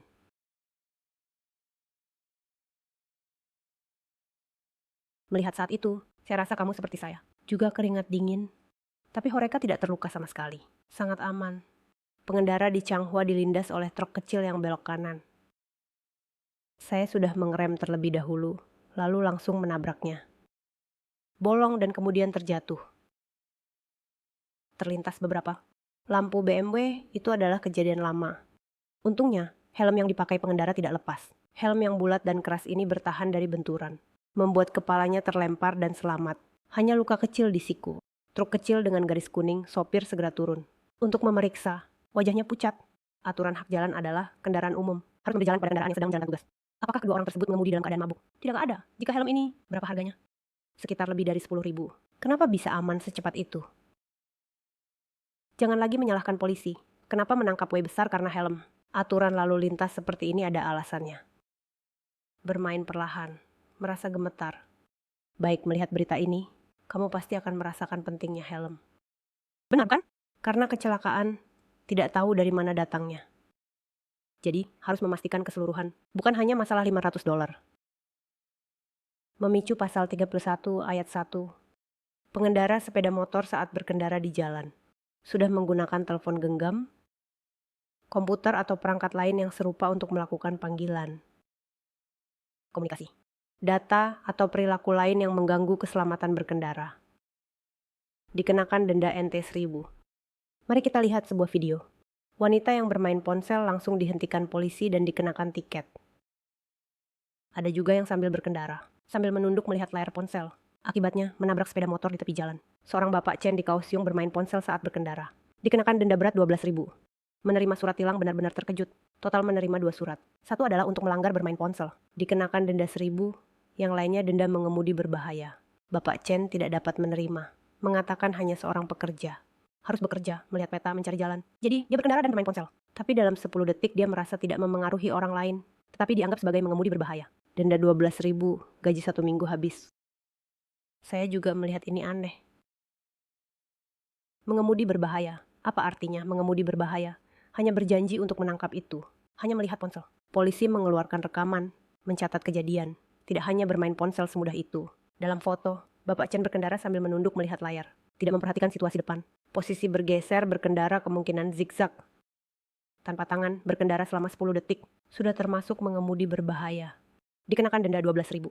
Pengemudi memang berkendara tanpa tangan di jalan. Dan menunduk melihat layar. Tidak akan memperhatikan segala situasi, kata polisi. Menunduk melihat ponsel, mengemudi tanpa tangan, sesuai dengan aturan, mengemudi berbahaya lainnya. Masyarakat mempunyai keraguan bisa mengajukan keberatan. Namun polisi mengingatkan mengemudi tanpa tangan. Perilaku berbahaya benar-benar tidak aman. Dalam video ini, dibahas tentang yang disebut mengemudi berbahaya. Jadi itu mencerminkan nilai berbahaya. Oleh karena itu, polisi mengeluarkan tiket seharga 12.000. Nah, video ini adalah video ini sudah 4 tahun lalu. Mengenai aturan mengemudi berbahaya. Kini sudah ditingkatkan. Mari kita lihat juga mengenai mengemudi berbahaya. Berapa besaran denda itu? Diatur dalam pasal 43, memperberat pelanggaran mengemudi berbahaya. Poin pelanggaran dihitung 3 poin. Pengemudi mobil yang melakukan salah satu perilaku di bawah ini dikenakan denda NT Doltron. Di atas 6.000 yuan hingga di bawah 3.000 yuan dibatalkan. Dan segera dilarang mengemudikan kendaraan secara zigzag di jalan. Atau cara berbahaya lainnya saat berkendara. Kendaraan dengan kecepatan melebihi batas kecepatan 40 km per jam. 3. melanggar aturan lalu lintas secara tiba-tiba, berpindah jalur atau dengan cara tidak layak, memaksa kendaraan lain memberi jala. Keempat, akan menghadapi situasi darurat. Dalam perjalanan, secara tiba-tiba memperlambat kecepatan, mengerem, atau berhenti di jalur. Keenam, melepas knalpot, atau dengan cara lain menimbulkan kebisingan. Keenam, berbalik di jalan tol, jalan raya, mundur, dan berkendara melawan arah. Semuanya adalah pengemudian berbahaya. Di sini yang dibahas adalah mobil, termasuk juga sepeda motor. Dalam video dibahas mengeluarkan 1.000 yuan. Namun jika diterapkan dalam konteks sekarang, mungkin jumlahnya lebih tinggi. Jadi saat ini seharusnya tidak hanya 1.000 yuan. Pasal 31 Peraturan Pidana. Pengemudi kendaraan bermotor di jalan. Memegang rokok, merokok, menyalakan rokok. Menyalakan rokok yang mempengaruhi keselamatan berkendara orang lain. Terkategorikan sebagai pelanggaran sebesar 600 yuan. Sebenarnya pelatih juga tidak tahu mengapa, karena pelatih tidak merokok. Mari kita lihat satu cuplikan video. Ini tidak bisa dianggap sepele, terlihat Anda melanggar. Pansha, kamu begini. Aku tidak melanggar, dia melanggar. Aku masih muda. Karena meminta kehadiran polisi karena pelanggaran. Namun pria berpakaian ungu sangat emosional. 3 orang turun.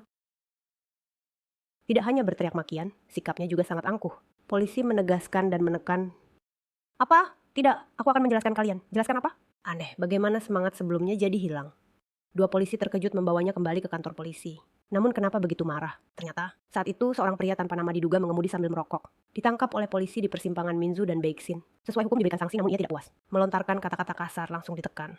Polisi menyelidiki. Pria berusia 40 tahun, itu sudah 4 kali melontarkan makian kepada polisi. Kali ini ia menyatakan, kata 3 huruf adalah kebiasaan lidah, membantah kesalahan. Ia juga mengatakan polisi tidak sopan padanya. Akhirnya, tetap dihukum atas gangguan tugas umum. Penjara selama 2 bulan.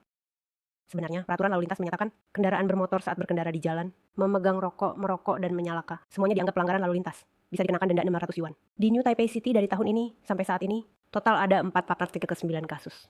Pengendara lainnya juga merasa mengemudi sambil merokok memiliki risiko tertentu. Jadi merokok lalu, helm dan kaca spion tidak diturunkan. Bisa menyebabkan rokok jatuh ke mata. Ia mengerem, sesuatu jadi tidak. Begitu lincah, mengemudi sambil merokok. Sebelumnya sudah ada pelanggaran hukum. Kali ini karena merasa tidak puas merokok, ditahan dan mengumpat polisi. Tidak, aku masih ingin menjelaskan bukan hanya dihukum, di luar itu, denda juga tetap harus dibayar. TBC Wang Jian Ko Changxin, berita dari New Taipei City. Baik saat mengemudi sepeda motor maupun mobil, di daratan bertemu pemeriksaan mendadak adalah hal biasa. Sebaiknya patuh, jangan menambah masalah. Untuk menghindari menyebabkan masalah yang lebih besar. Inilah yang harus diingat pelatih untuk semua orang. Pasal 35 Peraturan Pidana membahas tentang tindakan mengemudi setelah minum. Untuk sepeda motor, jika konsentrasi melebihi standar yang ditetapkan, selama 16 mg, denda baru di atas 15.000 yuan. Hingga di bawah 9.000 yuan. Dan segera menahan kendaraan untuk dijaga. Serta mencabut izin mengemudi 1 hingga 2 tahun. Bagi anak di bawah 12 tahun atau yang terlibat dalam kecelakaan. Serta mencabut izin mengemudi 2 hingga 4 tahun. Mengakibatkan cedera berat atau kematian, mencabut izin mengemudi dan tidak boleh ikut ujian lagi. Mari kita lihat cuplikan berita yang menarik. Tentang bagian minuman keras. Anda terus menyalakan lampu belok kiri. Tidak ada alkohol, ia pergi.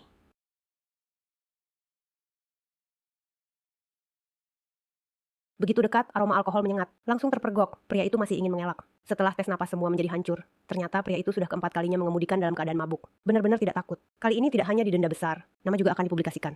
Denda tambahan sebesar 9.000 yuan dan kendaraan akan ditahan. Dan pencabutan plat nomor 2 tahun. Dan akan mencabut izin mengemudi yang terlambat. Kejadian terjadi pada malam tanggal 11 di Jalan Fukian, Tainan. Polisi dengan hukum mengantarkan pria itu, namun menghadapi masalah besar.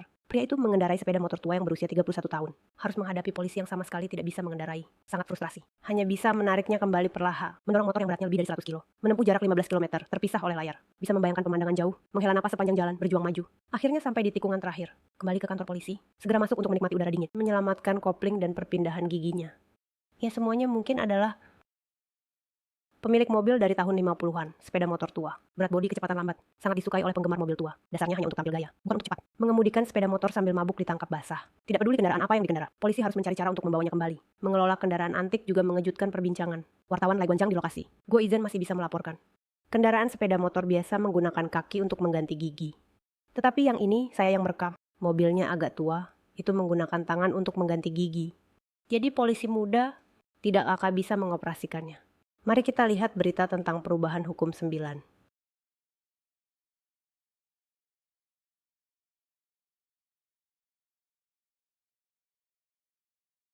Mengemudi sambil mabuk menyebabkan keluarga hancur. Terutama baru-baru ini, satu keluarga di Kaohsiung ditabrak oleh pengemudi mabuk. Mengakibatkan satu meninggal dan 3 cedera. Keluarga sangat berduka. Pengemudi bahkan diminta oleh jaksa untuk menghukum lebih berat. Pada tanggal 24, rapat darurat di legislatur meloloskan amandemen hukum pidana. Definisi pelanggaran diubah dari 5 tahun menjadi 10 tahun. Dalam 10 tahun, jika terulang kedua kali, pengemudi mabuk nama harus diumumkan. Foto dan fakta pelanggaran. Penumpang dalam kendaraan bersama dikenakan denda dari maksimum 3.000 menjadi maksimal 15.000. Pengemudi utama harus mengikuti ujian untuk mendapatkan kembali SIM, harus mendaftar untuk kendaraan yang dikendalikan alkohol. Aturan pemindahan. Denda diperuntukkan dari 6.000 hingga 12.000, menaikkan menjadi 60 hingga 12.000. Keluarga yang ditabrak mendengar berita ini berharap bisa menghentikan orang yang mabuk mengemudikan mobil. Peringatan ini, ia tidak akan mengulangi pelanggaran. Jadi kami harus menganggap ini sebagai pelanggaran untuk ketiga kalinya. Profesor biasanya menggunakan cara untuk pembatalan. Hari ini kamu juga akan didenda, maka kamu akan melakukan usaha. Mengatakan kamu tidak bisa, jadi kita akan mencari konsekuensi. 15.000 sebenarnya adalah denda yang cukup tinggi. Selain itu, 6 pelanggaran yang tidak menyebabkan kecelakaan dari yang awalnya 2 tahun hukuman penjara, mendapat denda maksimum 200.000. Menaikkan dari 3 tahun menjadi 300.000 denda, mengakibatkan kematian atau cedera berat. Bahkan pelanggar yang sama. Hukuman sekarang 3 hingga 10 tahun. Tingkat hukuman tidak berubah, tidak ada denda untuk pelanggaran sebelumnya. Sekarang ditambah denda baru 1 juta hingga 3 juta. Mereka yang mengemudi dalam keadaan mabuk, saya rasa mereka masih akan melakukannya. Karena saya pernah ditabrak oleh pengemudi mabuk. Benar. Jika pemerintah mau menggunakan jenis hukuman ini untuk menegakkan hukum, pelanggaran karena mabuk, saya rasa pasti akan berkurang. Anggota legislatif Yayulan percaya setelah amandemen hukuman tidak cukup ketat, namun hukum memiliki prinsip proporsionalitas. Berharap amandemen terbaru dapat efektif menghentikan mengemudi sambil mabuk. Jangan biarkan tragedi terjadi lagi. Mengemudikan sambil mabuk sama saja dengan mengemudikan sendirian. Untuk melenyapkan hal ini, itu adalah hal yang mustahil. Namun perlu waktu. Karena kecuali dia mengalami sesuatu yang sangat menyakitkan, barulah dia bisa berubah. Jika tidak, betapapun banyak uang yang Anda habiskan. Tanpa uang, Anda juga tidak bisa berbuat apa-apa. Mengumumkan namanya tidak ada gunanya. Karena itu tidak berarti kan? Lalu bagaimana dengan menahan kendaraan? Jika Anda menahan mobil itu ada gunanya? Tidak ada gunanya. Sudah rusak. Kenapa Anda menahan mobil itu? Tidak ada arti yang besar. Hanya saja kita perlu mencarinya. Bagaimana agar dia merasakan sakit yang mendalam? Metode untuk membuatnya bertekad berubah. Aturan pasal 40 membahas kecepatan berkendara yang melebihi ketentuan. Di dalamnya dibahas batas kecepatan tertinggi yang melebihi ketentuan, atau yang berada di bawah batas kecepatan terendah yang ditetapkan. Denda diperkirakan antara 1.200 hingga 2.400 NTD. Pasal 42 Undang-Undang Pengelolaan Transportasi Darat di Cina ini mencakup denda 1.200 hingga 3.200 NTD. Itu adalah item pelanggaran yang tidak mengikuti penggunaan lampu tetap. Mari kita lihat sebuah berita tentang penggunaan lampu yang tidak sesuai ketentuan. Sepeda motor berpindah jalur saat bergerak, namun tidak menyalakan lampu sein. Dalam sekejap berpindah lagi, dalam 1 menit berpindah 3 kali. Secara total berpindah 4 kali, tidak menyalakan lampu sein, melanggar aturan dan dilaporkan oleh pengendara di belakang. Mendapatkan video pelanggaran hingga diduga terkena denda 4.008. Jadi apa pendapat kalian? Ini keadilan. Nona Wu merasa sangat tidak adil, mengeluarkan keempat surat tilangnya. Dia berkendara ke tempat kerja pada akhir Oktober tahun lalu. Namun seperti menjadi target, dilaporkan dengan sengaja, membuatnya merasa tidak nyaman. Pejalan kaki, dia tidak mengenakan helm. Apakah dia bisa ditilang di setiap persimpangan? Semua bisa ditilang, karena di lokasi yang berbeda. Pengendara sepeda motor yang dalam proses bergerak, jika ingin berpindah jalur, harus menyalakan lampu sein. Jika tidak, akan seperti orang yang terlibat ini. Tidak menyalakan lampu sein sesuai ketentuan, menerima 4 surat tilang. Nona Wu tidak puas dan mengajukan banding. Namun karena video pelanggaran tersebut, faktanya jelas. Berdasarkan hukum yang berlaku, pelanggaran lebih dulu, polisi bertindak dengan sesuai hukum untuk memproses pelanggaran. Harus dilaporkan secara terpisah. Setelah menilai video, dia memang memiliki 4 berita tentang tidak menyalakan lampu sein. Saat saya berpindah jalur, harus menyalakan lampu sein sepanjang waktu. Pengemudi ini sama sekali tidak menyalakan lampu sein. Polisi bilang menjalani hukum, bahkan jika Nona Wu menjadi target yang dilaporkan, tidak ada yang bisa dilakukan. Hanya saja kasus seperti Nona Wu, kemungkinan adalah suara hati banyak pengguna jalan. Laporan TVN Sujihong, Kiyuan Kaohsiung.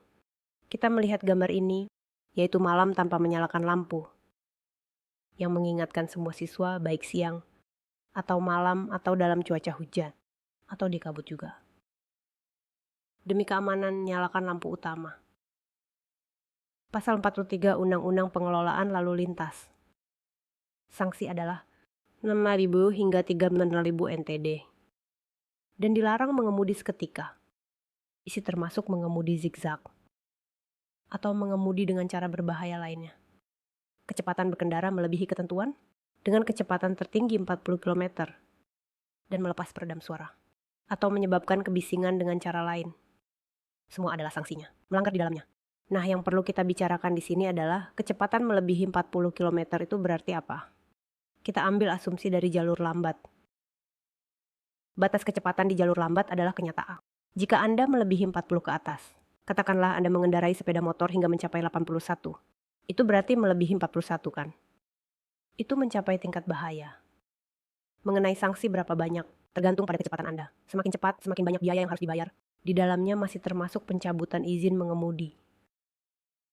Selama 6 bulan, mari kita lihat sebuah berita.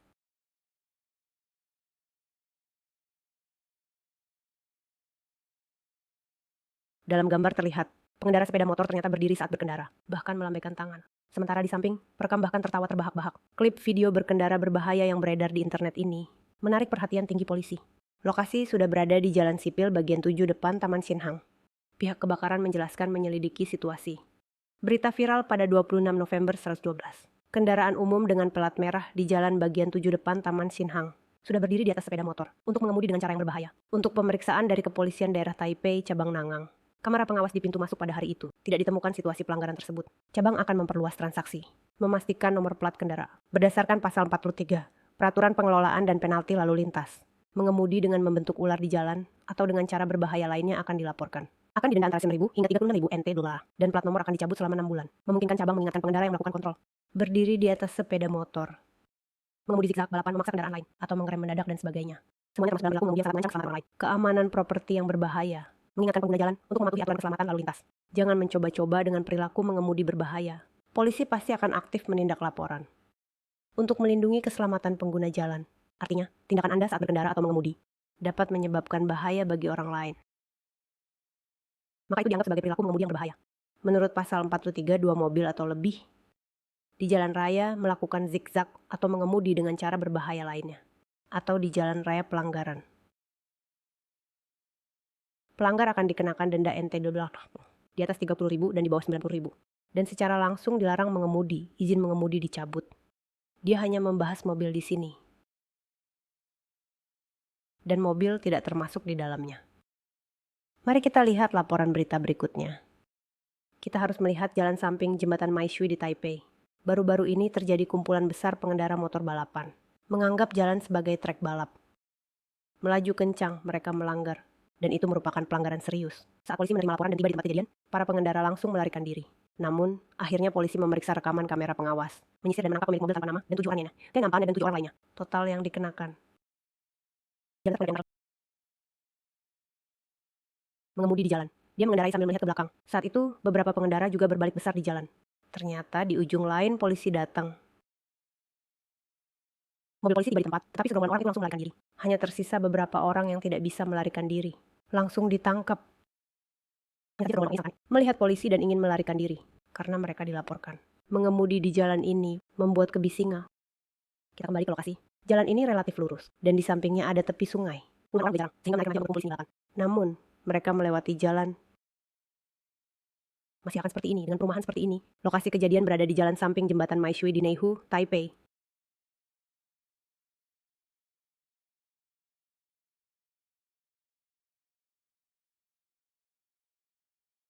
Awalnya, polisi segera bergerak ke lokasi, melihat pengendara berkeliaran. Namun jika memeriksa rekaman kamera pengawas, ditemukan bahwa orang-orang ini, selain balapan, juga akhirnya akan mengatakan mobil bernama dan 7 orang berbeda. Polisi juga lebih jauh melaporkan. Mengeluarkan 18 surat tilang, termasuk pelanggaran di jalan. Dikenakan denda dari 30.000 hingga 90.000. Total mengeluarkan 7 surat tilang. Selain itu, jalan denda 100 NT. Bagian ini telah mengeluarkan 4 surat tilang terendah, total 12.400 NT. Selain itu, untuk perilaku mengemudi berbahaya, juga mengatur izin mengemudi 7 pengendara motor dan mobil. Tidak hanya itu, 8 pelakunya semua dihadapkan pada hukum. Kejaksaan wilayah kota baru saja menyelesaikan penyelidikan. Menuntut pria tak bernama dengan tuduhan bahaya publik, pencarian sensasi sesaat, mengemudi di jalan dapat melukai diri sendiri. Dompet juga jadi terkena beban. Selain menghabiskan 10.000, juga harus menghadapi tuduhan bahaya publik. Jadi ini adalah masalah yang cukup serius. Menurut pasal 44. Masuk persimpangan rel kereta. Tidak mengurangi kecepatan di bawah 15 km per jam. Merupakan denda antara sama 100 entil kali dan di bawah setelah 400 entil. Menurut kombinasi pasal 44, pejalan kaki melintasi jalan. Beberapa orang saat melintas tidak berhenti melintas pada jalan kaki karena ada baru 1-200 entil sampai 6.000 entil lah. Berikut adalah denda yang dikeluarkan. Pasal 45 Peraturan Pengelolaan dan Penalti Lalu Lintas. Kendaraan menuju jalur tidak membiarkan kendaraan di depan jalan. Sedikit memperhatikan kendaraan di jalur. Kendaraan di jalur terbatas. Kendaraan di lajur terbatas. Tidak membiarkan kendaraan di jalur terbatas mendahului. Jumlah jalur yang sama. Kendaraan di kiri tidak membiarkan kendaraan di kanan mendahului. Menyimpan lebih dari $600 Taiwan. Lebih rendah dari $11.800 dikembalikan. Peraturan Cuhua pasal 48 tidak sesuai dengan petunjuk tanda, garis, atau nomor, yaitu melintasi garis ganda kuning atau berkendara di jalur garis pemisah. Menyimpan lebih dari $600 Taiwan, lebih rendah dari $1.800 dikembalikan. Peraturan hukuman pasal 48, pelanggaran yang tidak sesuai dengan tanda, garis dan petunjuk nomor, melintasi garis putih ganda, yaitu dilarang berganti jalur. Berkenaan dengan $600 Taiwan ke atas, lebih rendah dari $1.800 dikembalikan. Peraturan hukuman pasal 48, mengubah kendaraan, tidak membiarkan sepeda mendahului, denda lebih dari $600 Taiwan, lebih rendah dari $1.800 dikembalikan. Peraturan Tuho pasal 53, menjalankan lampu merah di persimpangan yang diawasi, denda lebih dari $1.800 Taiwan, lebih rendah dari $5.400 dikembalikan. Perilaku belok kanan pada lampu merah, denda lebih dari $600 Taiwan, lebih rendah dari $1.800 denda. Pasal 56, peraturan hukuman tidak. Ketika parkir atau parkir bersisian. Parkir yang tidak tepat menyimpan lebih dari $600 Taiwan, lebih rendah dari $1.200 dikembalikan. Ada situasi parkir bersisian, menyimpan untuk pengemudi mobil, $2.400. Lokasi parkir yang tidak tepat termasuk jembatan, terowongan, rintangan di seberang jalan pejalan kaki, jalur penyeberangan pejalan kaki, jalur cepat, parkir sementara di persimpangan, dalam 10 meter dari halte bus umum, atau parkir sementara dalam 5 meter dari pintu masuk mobil pemadam, di tempat yang terdapat tanda larangan parkir sementara. Parkir sementara tidak searah dengan arah lalu lintas, atau tidak hanya berada di sisi kanan jalan, atau di jalur satu arah tidak hanya berada di tepi jalan. Semua itu adalah lokasi parkir yang tidak tepat. Pasal 60 Peraturan Hukuman tidak mematuhi tanda lalu lintas, yaitu di persimpangan. Ketika menunggu di lampu merah, pengendara sepeda motor parkir melewati garis berhenti. Menyimpan lebih dari $900 Taiwan, lebih rendah dari $1.800 dikembalikan. Proyek penghargaan keselamatan lalu lintas dan pemikirannya, yaitu yang kita sebut pelanggaran penurunan suku bunga keselamatan jalan. Mengemudi di bawah pengaruh alkohol, pelanggaran moral berkendara selama 6 jam, peraturan lalu lintas yang tinggi, panduan mengemudi cepat 1 jam, mengalir, pemeliharaan, keselamatan, mengemudi defensif, pencegahan kecelakaan dan penanganan serta tanggung jawab hukum 1 jam, pencegahan dan pengobatan kecelakaan jangka panjang serta survei 2 jam, alkohol terhadap kesehatan manusia, analisis psikologis dan medis 1 jam, film promosi selama 1 jam. Jika mengulangi pelanggaran mengemudi setelah minum, kecepatan akan meningkat hingga 12 jam. Peraturan lalu lintas mengemudikan dengan aman 2 jam. Pencegahan kecelakaan dan penanganan, tanggung jawab hukum untuk pelarian 2 jam. Pendidikan hidup mengenai mengemudi dalam keadaan mabuk 2 jam. Alkohol dan kesehatan manusia, analisis psikologis dan medis 1 jam. Berbagi contoh kasus alkohol, pencegahan konsumsi alkohol selama 1 jam. Kuesioner setelah perawatan 2 jam. Promosi film 1 jam. Pendidikan langsung di alamat yang ditentukan 1 jam. Pelanggaran umum kendaraan bermotor 3 jam. Termasuk peraturan lalu lintas 1 jam. pencegahan dan penanganan 1 jam. Pengajaran telepon dan survei kuesioner 1 jam. Di bawah 18 tahun mengemudi tanpa lisensi 3 jam. Peraturan lalu lintas 1 jam untuk remaja. Pembahasan perilaku lalu lintas. 1 jam pengajaran telepon mencakup pencegahan dan penanganan, dan survei kuesioner 1 jam. 4. Di mana tempat masuk Anda? Apa itu tempat masuk? Tempat masuk adalah 2 atau lebih pengguna jalan secara bersamaan, di lokasi yang sama, berdasarkan undang-undang yang memiliki hak untuk lewat. Cara menunjukkan hak jalan adalah dengan tanda lalu lintas. Pemerintah menetapkan simbol seragam, gambar, teks yang jelas. Digambar dalam bentuk tertentu pada papan tanda. Digunakan untuk memperingatkan atau mengatur situasi jalan di depan, mendorong pengemudi kendaraan, dan pejalan kaki untuk memperhatikan dan mematuhi dalam pengaturan lalu lintas. Menunjukkan peringatan, larangan, instruksi, untuk menunjukkan hak jalan. Bagian garis lalu lintas disatukan oleh pemerintah di permukaan jalan, atau garis yang diberi warna lainnya, bentuk atau teks. Digunakan untuk mengatur lalu lintas jalan, menandakan peringatan, larangan, untuk menunjukkan masuk. Lampu lalu lintas ditetapkan oleh pemerintah dengan warna yang seragam. Suara. Sinyal petunjuk dalam pengaturan lalu lintas. Menandakan perjalanan. Perhatian berhenti untuk menunjukkan masuk. Adalah wewenang polisi, lalu lintas dan pengatur lalu lintas. Berubah sesuai dengan keadaan. Terutama pada lalu lintas, tanda garis dan angka. Ketika tidak dapat menampung atau mengalami kerugian, perlu dioperasikan secara manual, mengatur, dan dalam hal ini, pengemudi memiliki prioritas. Hak jalan kendaraan adalah untuk membedakan cepat, jalur lambat. Sepeda motor harus berjalan di tengah jalur. Tetapi harus memperhatikan peraturan kendaraan yang datang dari belakang. Kecuali saat mulai, bersiap untuk parkir atau parkir sementara. Tidak boleh melewati garis tepi jalan. Lebar garis tepi jalan adalah 15 planting tim. Hak jalan sepeda motor. Ketika jalur cepat dan lambat belum dibedakan, sepeda motor harus mengikuti tanda dan ketentuan garis yang ada. Bagi yang tidak memiliki jalur dan tanda, harus berjalan di 2 jalur paling luang. Hak jalan sepeda motor dan pembagian cepat lambat. Terlambat, sepeda motor harus mengikuti ketentuan tanpa batasan tanda. Harus berjalan di jalur cepat dan lambat paling luar. Saat melintasi pertemuan jalan menanjak dan turunan, mobil A di tanjakan dan mobil B di turunan. Kendaraan mana? Prioritas lewat. Jawabannya adalah mobil A di tanjakan memiliki hak lewat. Kendaraan saat bertemu di 3 jalan. Kendaraan A di luar dan kendaraan B di dalam. Kendaraan mana yang boleh lewat lebih dulu? Jawabannya adalah kendaraan A yang berada di luar memiliki hak lewat. Akhirnya, mari kita lihat konsep dan teknik periode. Saat sepeda motor tergelincir, harus menggenggam setang. Ingat untuk melepaskan gas terlebih dahulu. Kedua tangan menggenggam kuat, menjaga keseimbangan kendaraan.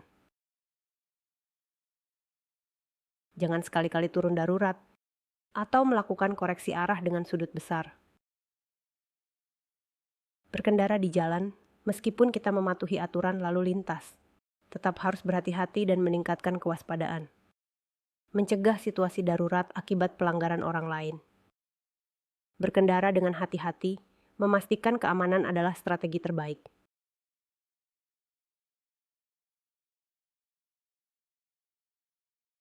Mengganti jalur dengan hati-hati. Banyak pengendara sepeda motor saat berkendara suka sembarangan mengganti jalur atau tidak menyalakan lampu arah. Hal ini bisa membuat kendaraan dari belakang tidak sempat bereaksi, sehingga dapat mengalami tabrakan yang berpotensi menyebabkan cedera serius, bahkan kematian. Selanjutnya, mari kita lihat 2 insiden pengendara sepeda motor yang mengganti jalur tanpa perhatian dan ditabrak kendaraan dari belakang pada rekaman video. Pengendara sepeda motor tidak sabar menunggu bus mengganti jalur, langsung dari belakang kiri bus. Masuk ke jalur mobil di sebelah kiri. Sepeda motor memaksa memasuki jalur kiri untuk memberikan jalan kepada kendaraan yang berjalan lurus. dan ditabrak oleh kendaraan dari belakang. Terjadi kecelakaan. Dalam video, pengendara sepeda motor tidak menghidupkan lampu arah, langsung beralih ke jalur dalam, dan ditabrak oleh kendaraan dari belakang. Saat mengganti jalur, harus diperhatikan. Sebelum mengganti jalur, nyalakan lampu arah terlebih dahulu. Periksa semua cermin belakang. Lihat ke belakang untuk memeriksa sisi kendaraan. Perhatikan kemungkinan titik buta, dan pastikan ada ruang yang cukup di jalur sebelah.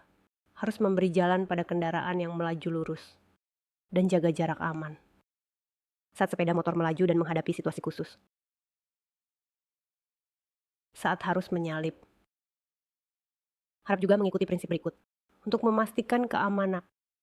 Pertama, sebelum pengendara bersiap untuk menyalip,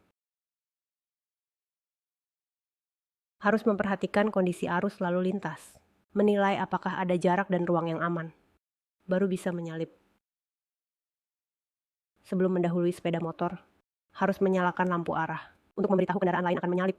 Kemudian pada sisi kiri kendaraan di depan, menyalip dalam waktu sesingkat mungkin. Jangan sekali-kali berdampingan dengan kendaraan lain, di jalur yang sama secara terus-menerus, atau berkeliling di antara jalur kendaraan. Tidak boleh mengurangi kecepatan, dan harus memberi jarak yang cukup di jalur semula. Segera nyalakan lampu arah kanan untuk memberi sinyal kepada kendaraan di sebelah kanan. Lalu kembali ke jalur semula. Kembali beralih ke lajur asal. Terus berkendara di jalur yang telah ditentukan. Sepeda motor dan mobil juga tidak boleh berjalan berdampingan. Ingat, semua pengendara harus menyadari keadaan di depan kendaraan. Harus melalui waktu reaksi untuk melihat, berpikir, dan bertindak. Untuk memikirkan cara mengendalikan kemudi, jadi saat berpindah jalur, Anda harus memberikan waktu dan jarak reaksi yang cukup bagi mobil di belakang. Ini adalah untuk menjaga keselamatan berkendara Anda. Jangan sekali lagi bergerak sembarangan di antara mobil dan memotong jarak yang Anda berikan kepada orang lain. Ruang adalah untuk keselamatan Anda sendiri. Persimpangan belum dibuka. Saat mendekati persimpangan, baik lurus atau belok, baik ada lampu lalu lintas atau tidak, apakah merah atau hijau, pengemudi harus mengurangi kecepatan. Siapkan diri untuk berhenti kapan saja. Mari kita lihat dua video kecelakaan yang terjadi di persimpangan tanpa mengurangi kecepatan.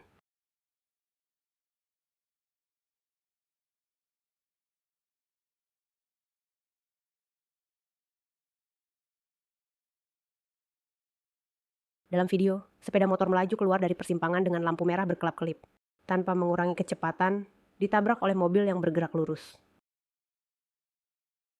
Sepeda motor yang lewat di persimpangan dengan lampu kuning berkedip harus memperlambat laju.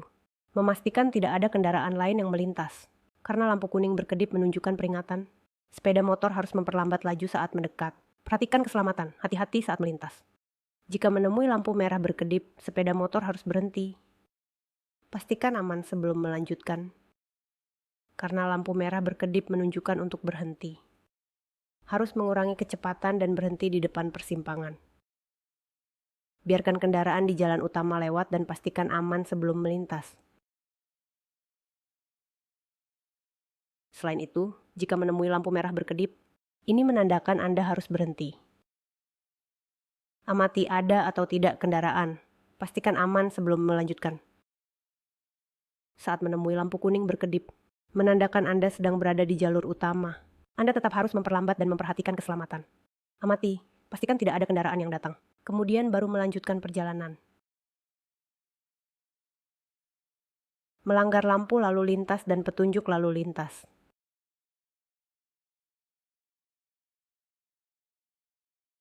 Melanggar aturan dan pengaturan lalu lintas, seperti menerobos lampu merah adalah pelanggaran yang sangat serius.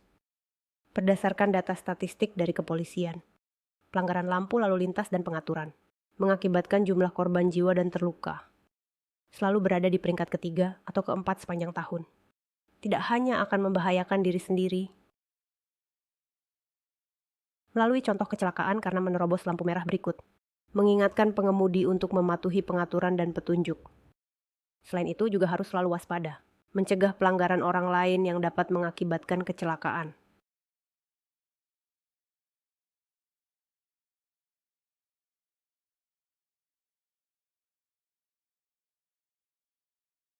Dalam video, mobil lurus melewati lampu hijau. Pengendara sepeda motor menerobos lampu merah. Ditabrak oleh kendaraan lurus yang mengakibatkan kecelakaan lalu lintas. Video ini menunjukkan mobil menerobos lampu merah dan menabrak pengendara sepeda motor yang sedang berjalan di lampu hijau. Di jalan, arus kendaraan seperti cabang, sering berlalu lalang. Pengaturan lalu lintas dan hak jalan adalah cara untuk menjaga ketertiban kendaraan. Semua orang harus mematuhi agar ketertiban lalu lintas terjaga. Arus kendaraan tidak macet. Lampu merah berhenti, lampu hijau jalan. Kalimat ini semua orang bisa mengucapkannya dengan lancar. Jika semua orang mematuhi, kecelakaan lalu lintas pasti akan berkurang drastis. Mengingatkan pengemudi untuk memperlambat saat memasuki persimpangan dan bersiap untuk berhenti kapan saja, agar tidak terjebak dalam perubahan lampu dan tidak sempat mengerem dan menabrak kendaraan di depan, mengakibatkan kecelakaan. Namun jika menemui petunjuk lalu lintas dan lampu lalu lintas muncul bersamaan, maka ikuti petunjuk lalu lintas. Mematuhi lampu, lalu lintas dan petunjuk lalu lintas. Hanya dengan cara itu kita bisa menjamin keselamatan berkendara.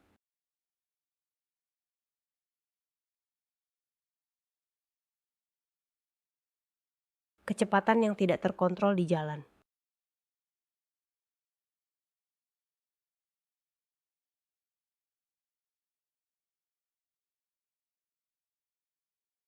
Kedua video kecelakaan ini adalah ketika sepeda motor melaju di jalan berbelok, diduga dengan kecepatan terlalu tinggi, atau tidak mengenal kondisi jalan, mengakibatkan kehilangan kontrol dan terjatuh.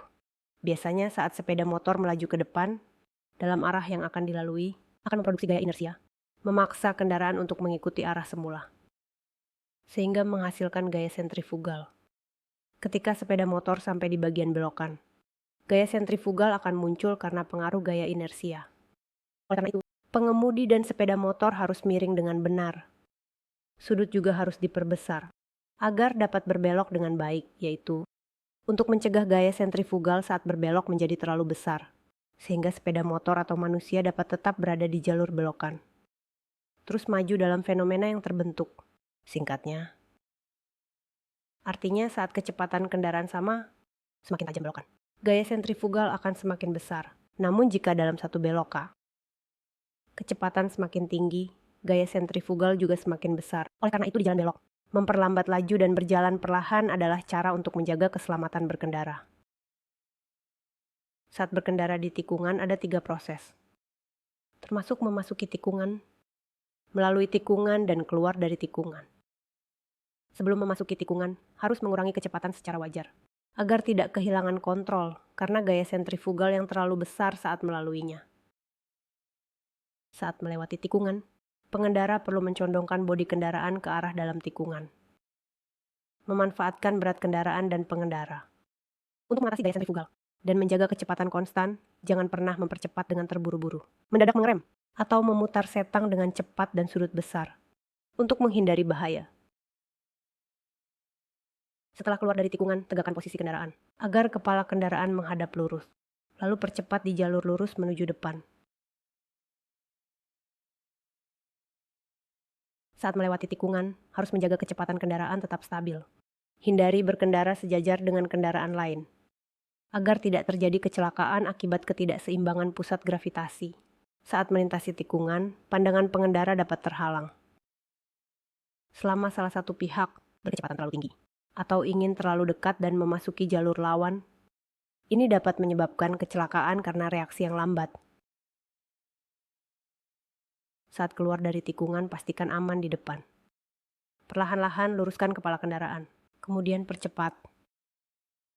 Jadi saat motor berada di tikungan, harus melambat, agar bisa memastikan keselamatan. Kecelakaan yang terjadi.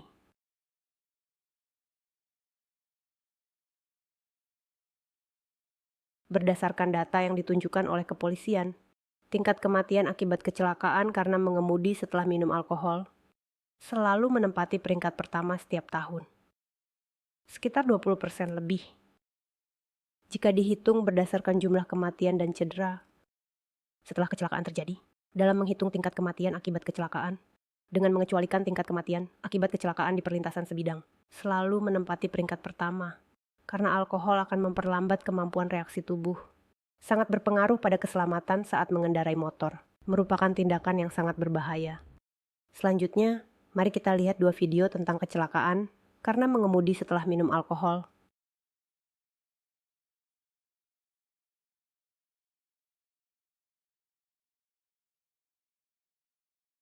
Di kedua video ini, karena pengendara motor tidak memperhatikan, mobil terlibat kecelakaan yang berbahaya.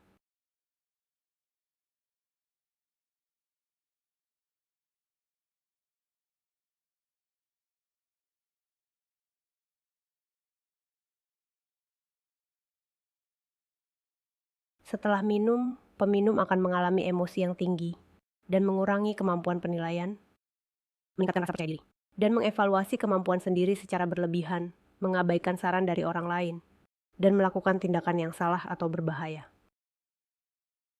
Ingat, mengemudi setelah minum alkohol bukan hanya berbahaya.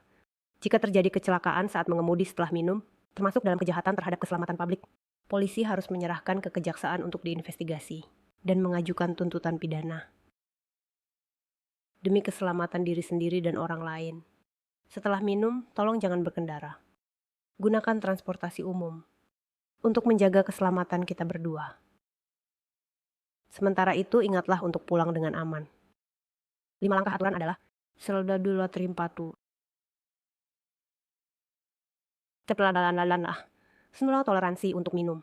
Jangan sekalipun berkendara satu. Satu orang pergi ke pesta, tidak berkendara dulu.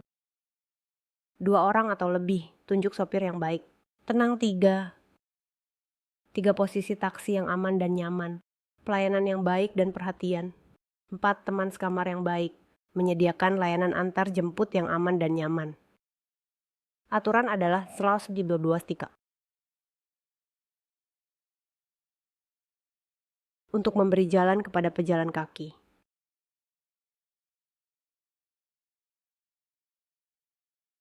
Memberi jalan kepada pejalan kaki artinya menghormati hak pejalan kaki untuk menggunakan jalan lebih dulu. Motor yang melewati zebra cross harus mengurangi kecepatan dan memberi jalan, memberikan kesempatan bagi pejalan kaki untuk lewat lebih dulu.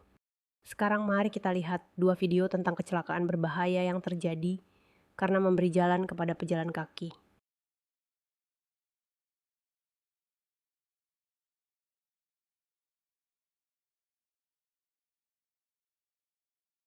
Kecelakaan lalu lintas ini melibatkan motor yang karena tidak memperhatikan atau kecepatan terlalu tinggi, menabrak pejalan kaki yang melintasi jalur, mengakibatkan kecelakaan. Kecelakaan lalu lintas ini terjadi karena motor menerobos lampu merah dan menabrak pejalan kaki ketika motor melaju di jalan dan gang, bersama dengan kendaraan lain dan pejalan kaki menggunakan ruang jalan. Harus memperlambat kecepatan dan siap berhenti kapan saja. Dan memberi jalan kepada pejalan kaki. Jika saat berkendara perlu melewati pejalan kaki di pinggir jalan, harus memperlambat kecepatan dan melintas perlahan. Jangan sembarangan membunyikan klakson untuk mendesak atau mengusir. Ini karena memahami karakter pengguna jalan yang lain. Lansia cenderung memiliki reaksi fisik dan mental yang lebih lambat bergerak, dan bereaksi lambat saat menghadapi situasi. Sementara anak-anak yang lebih pendek dan lebih aktif biasanya lebih sulit untuk dilihat. Saat berlari, mereka mudah memasuki jalur kendaraan. Jadi, saat melewati rumah sakit, sekolah, dan taman, tempat di mana orang tua dan anak-anak sering muncul, pengendara harus lebih meningkatkan kewaspadaan, mengurangi kecepatan, bergerak perlahan, dan memberi prioritas dengan wajar. Tidak boleh sembarangan membunyikan klakson untuk mempercepat atau mengusir, agar tidak menimbulkan kepanikan pada orang tua dan anak-anak. Selanjutnya, pengendara sepeda motor harus memahami bahwa di tempat penyeberangan, pejalan kaki memiliki prioritas mutlak, baik di persimpangan yang ada atau tidak ada tempat penyeberangan. Harus memberi prioritas kepada pejalan kaki. Memberi ruang bagi pejalan kaki tidak hanya dapat memastikan keselamatan, tetapi juga menunjukkan etika berkendara pengendara sepeda motor. Terakhir, mengingatkan semua siswa yang mengendarai sepeda motor harus selalu mengenakan helm. Selanjutnya, kami juga memiliki demonstrasi teknik berkendara dalam posisi duduk dan demonstrasi teknik pengereman. Juga tentang belokan, teknik menghindari rintangan. Video-video ini bisa dilihat oleh para siswa saat ada waktu. Silakan menontonnya. Terakhir, Kami juga memiliki bagian simulasi lingkungan yang bersih. Bagi pengguna jalan, mematuhi aturan lalu lintas, menghindari perilaku pelanggaran. Dengan begitu, dapat mengurangi sebagian besar kecelakaan lalu lintas. Namun itu masih tidak cukup karena di jalan masih banyak 3 harta karun jalan. Selain belajar konsep dan teknik berkendara yang aman, memahami hak jalan saat berkendara, memberikan penghormatan dan perhatian yang cukup kepada pengguna jalan lainnya untuk membangun konsep berkendara defensif dan pencegahan sebelum terjadi. Dengan demikian, dapat mengurangi bahkan menghindari terjadinya kecelakaan lalu lintas yang berulang. Terakhir, terima kasih kepada semua siswa atas perhatian Anda.